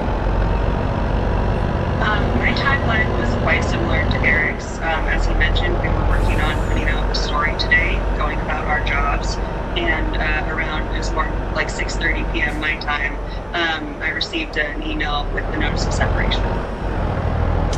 And were you given a similar reason? Were you given a reason in that email as well? Yeah, similarly, they cited the CBS interview. They specifically cited the comment that you referenced about how I work for Stars and Stripes, which is in fact a statement of fact, and a reaffirming of our editorial independence. And they said they consider that insubordination, and similarly gave me a 5-day period. I'd have to ask, I mean, as I noted, I'm a reader of Stars and Stripes. We've used your reporting as we've talked about the USS Abraham Lincoln and a number about the war in Iran and a number of other occasions. Stars and Stripes has been reporting on everything from munition shortages, accurate accounts of the number of service members, something that we don't always have accurate information on from the Pentagon, as well as military families stranded in the Middle East. Laura posted a story on that just today. I just wonder how you think about your firing in the context of all that reporting. Well, I'm very proud of the reporting that we've done, especially in recent weeks. We were the first to report many details of what happened aboard the USS Lincoln.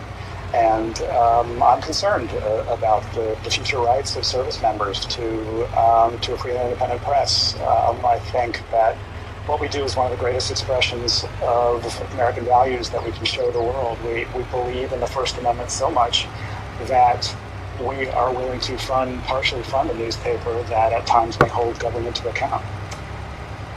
I know this is not what they stated. They stated specifically the CBS News report, but or your interview, I should say, is there any part of you that is concerned that some of the reporting that was critical of the handling of the war or some of those topics I just mentioned was a factor here?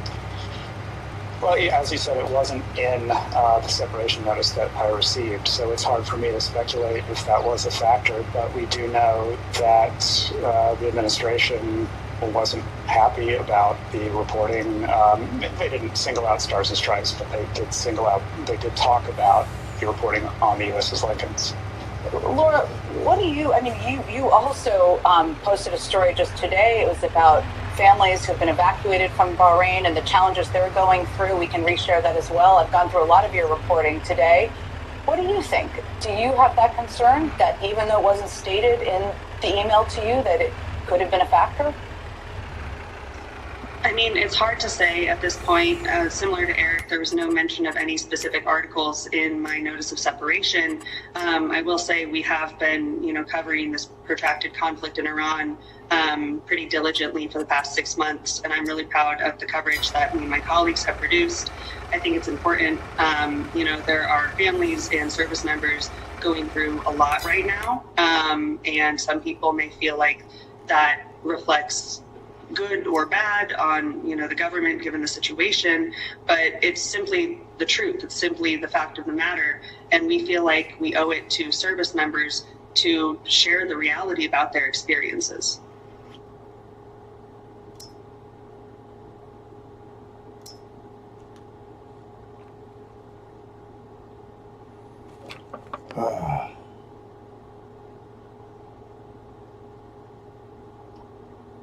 Or you watch for it, listen to it.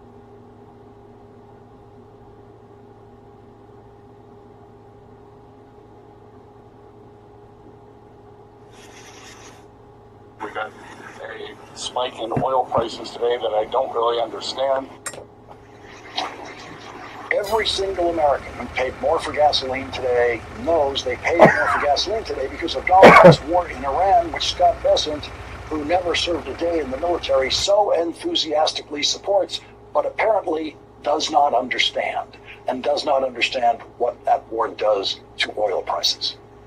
When Robert McNamara was busy losing the Vietnam War every day in the 1960s, members of the Johnson administration kept talking about the light at the end of the tunnel, which they may have believed when they first started using the phrase. In 1965, Henry Cabot Lodge Jr., American ambassador to South Vietnam, wrote this assessment of the war to President Johnson.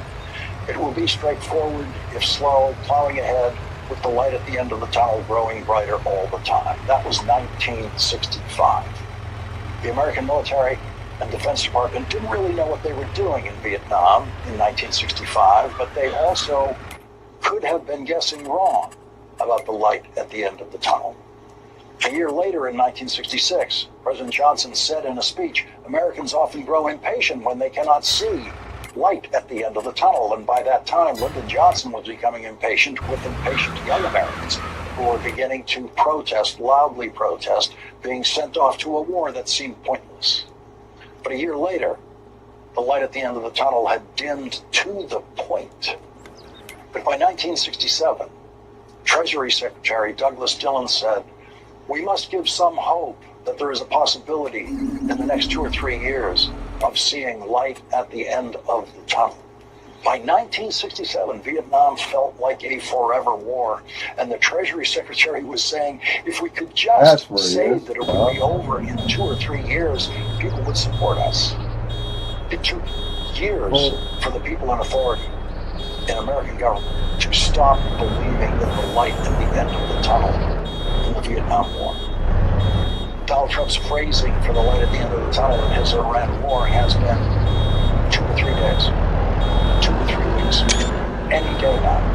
Donald Trump has predicted the end of his war in a couple of days for more times than anyone can remember, and he's been wrong every single time. And today, Donald Trump's Treasury Secretary gave this time estimate for Donald Trump's war. When Donald Trump was in college, happily avoiding the military draft for the war in Vietnam, the most famous cabinet secretary in Lyndon Johnson's cabinet was the Secretary of Defense, Robert McNamara. Robert McNamara's service in the cabinet ended, as Scott Bessent's will, in total failure. Let's take care of the waste day. Saw those glasses on Robert McNamara. Put it in the fertilizer. Was wrong about the war in Vietnam, and Scott Bessent is wrong, as far as we can tell, about everything. Scott Bessent may work hard in Donald Trump's mind, but his personal and professional resume are not what fanatical Trump supporters would have been hoping for in a Treasury Secretary. Fanatical Trump supporters would expect to find a gay man married to a man and raising 2 children together after having worked for George Soros in the Obama cabinet or the Biden cabinet. But there he is, with his Robert McNamara glasses in the Trump cabinet. He solidified his position in history today as the most ignorant Treasury Secretary since oil was discovered on planet Earth in 1859, when he said this: we're going to collapse this regime. The man who says he has no idea how long the war he is so enthusiastic about is going to last says with confidence, we are going to collapse this regime.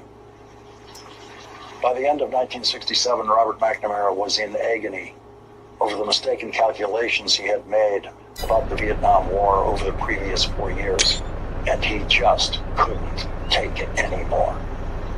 He resigned, and he spent the rest of his life a defeated man, a haunted man. Robert McNamara spent the rest of his life sorry for being so wrong and being part of the leadership that sent in the end a total of 58,220 Americans to their deaths for no reason in Vietnam. Oh, there was a reason to make Robert McNamara, at least, had the Bell decency Helicopter to be Company haunted pull them by out of that. bankruptcy. That was the reason. We should not expect such decency from Scott They were Grissom. near bankruptcy before the Vietnam War On started. October 23rd, 1966, when Lyndon Johnson and most of the people in his All for administration, money. including Robert McNamara, Fuck the were still desperately 58,000 hoping to lives that were somehow lost. win the Vietnam Screw War, them. We want to make the money. U.S. Army's commanding general in Fucking do. Vietnam, William Westmoreland, said, That's been this according to country's notes of a motto. meeting in the Philippines, quote, while there was light at the end of the tunnel, we had to be geared for the long pull. The enemy is relying on his When greater you be honest staying and power. switch their, It is only they his shouldn't will have this and anyway. resolve that are sustaining it National now. motto from the And God his we faith trust and in money his we will trust. is stronger than ours. Yesterday, Donald Trump announced a vague outline for new sanctions against Iran, saying this will be an economic D-Day. The real D-Day was the deadliest day for American military in World War II, with 2,501 American war dead, with an additional almost 2,000 Allied soldiers, mostly from Britain and Canada, lying on the beaches that day beside their American comrades in arms. A total of 4,414 dead, just on our side of the D-Day invasion. All right. How stupid do you have to be to say that something in a live television interview, say something in a live television interview, and then say, don't quote me. I'm about ready to shut it down. This It's, Iran conflict, almost we will midnight. get on the other side of this. We don't know And when. got that colonoscopy in the morning. This time I should be able to get it done, and I can get back to eating. I haven't eaten anything since Sunday night, and it's Wednesday night, almost Thursday morning. So, all right, it's 11/24, June 1st, 4th year of this map. How long has it been for? Almost 4 hours. I'm Corky Duke Farminator. Come with me if you want to farm. This is Farming Simulator 22, Michigan Farms Map, Schafer's Ag Service Part 126, I believe. This is an accurate replica of the farm I grew up on. I will be back tomorrow after my colonoscopy, which is a real pain in the butt. Thanks for watching. We'll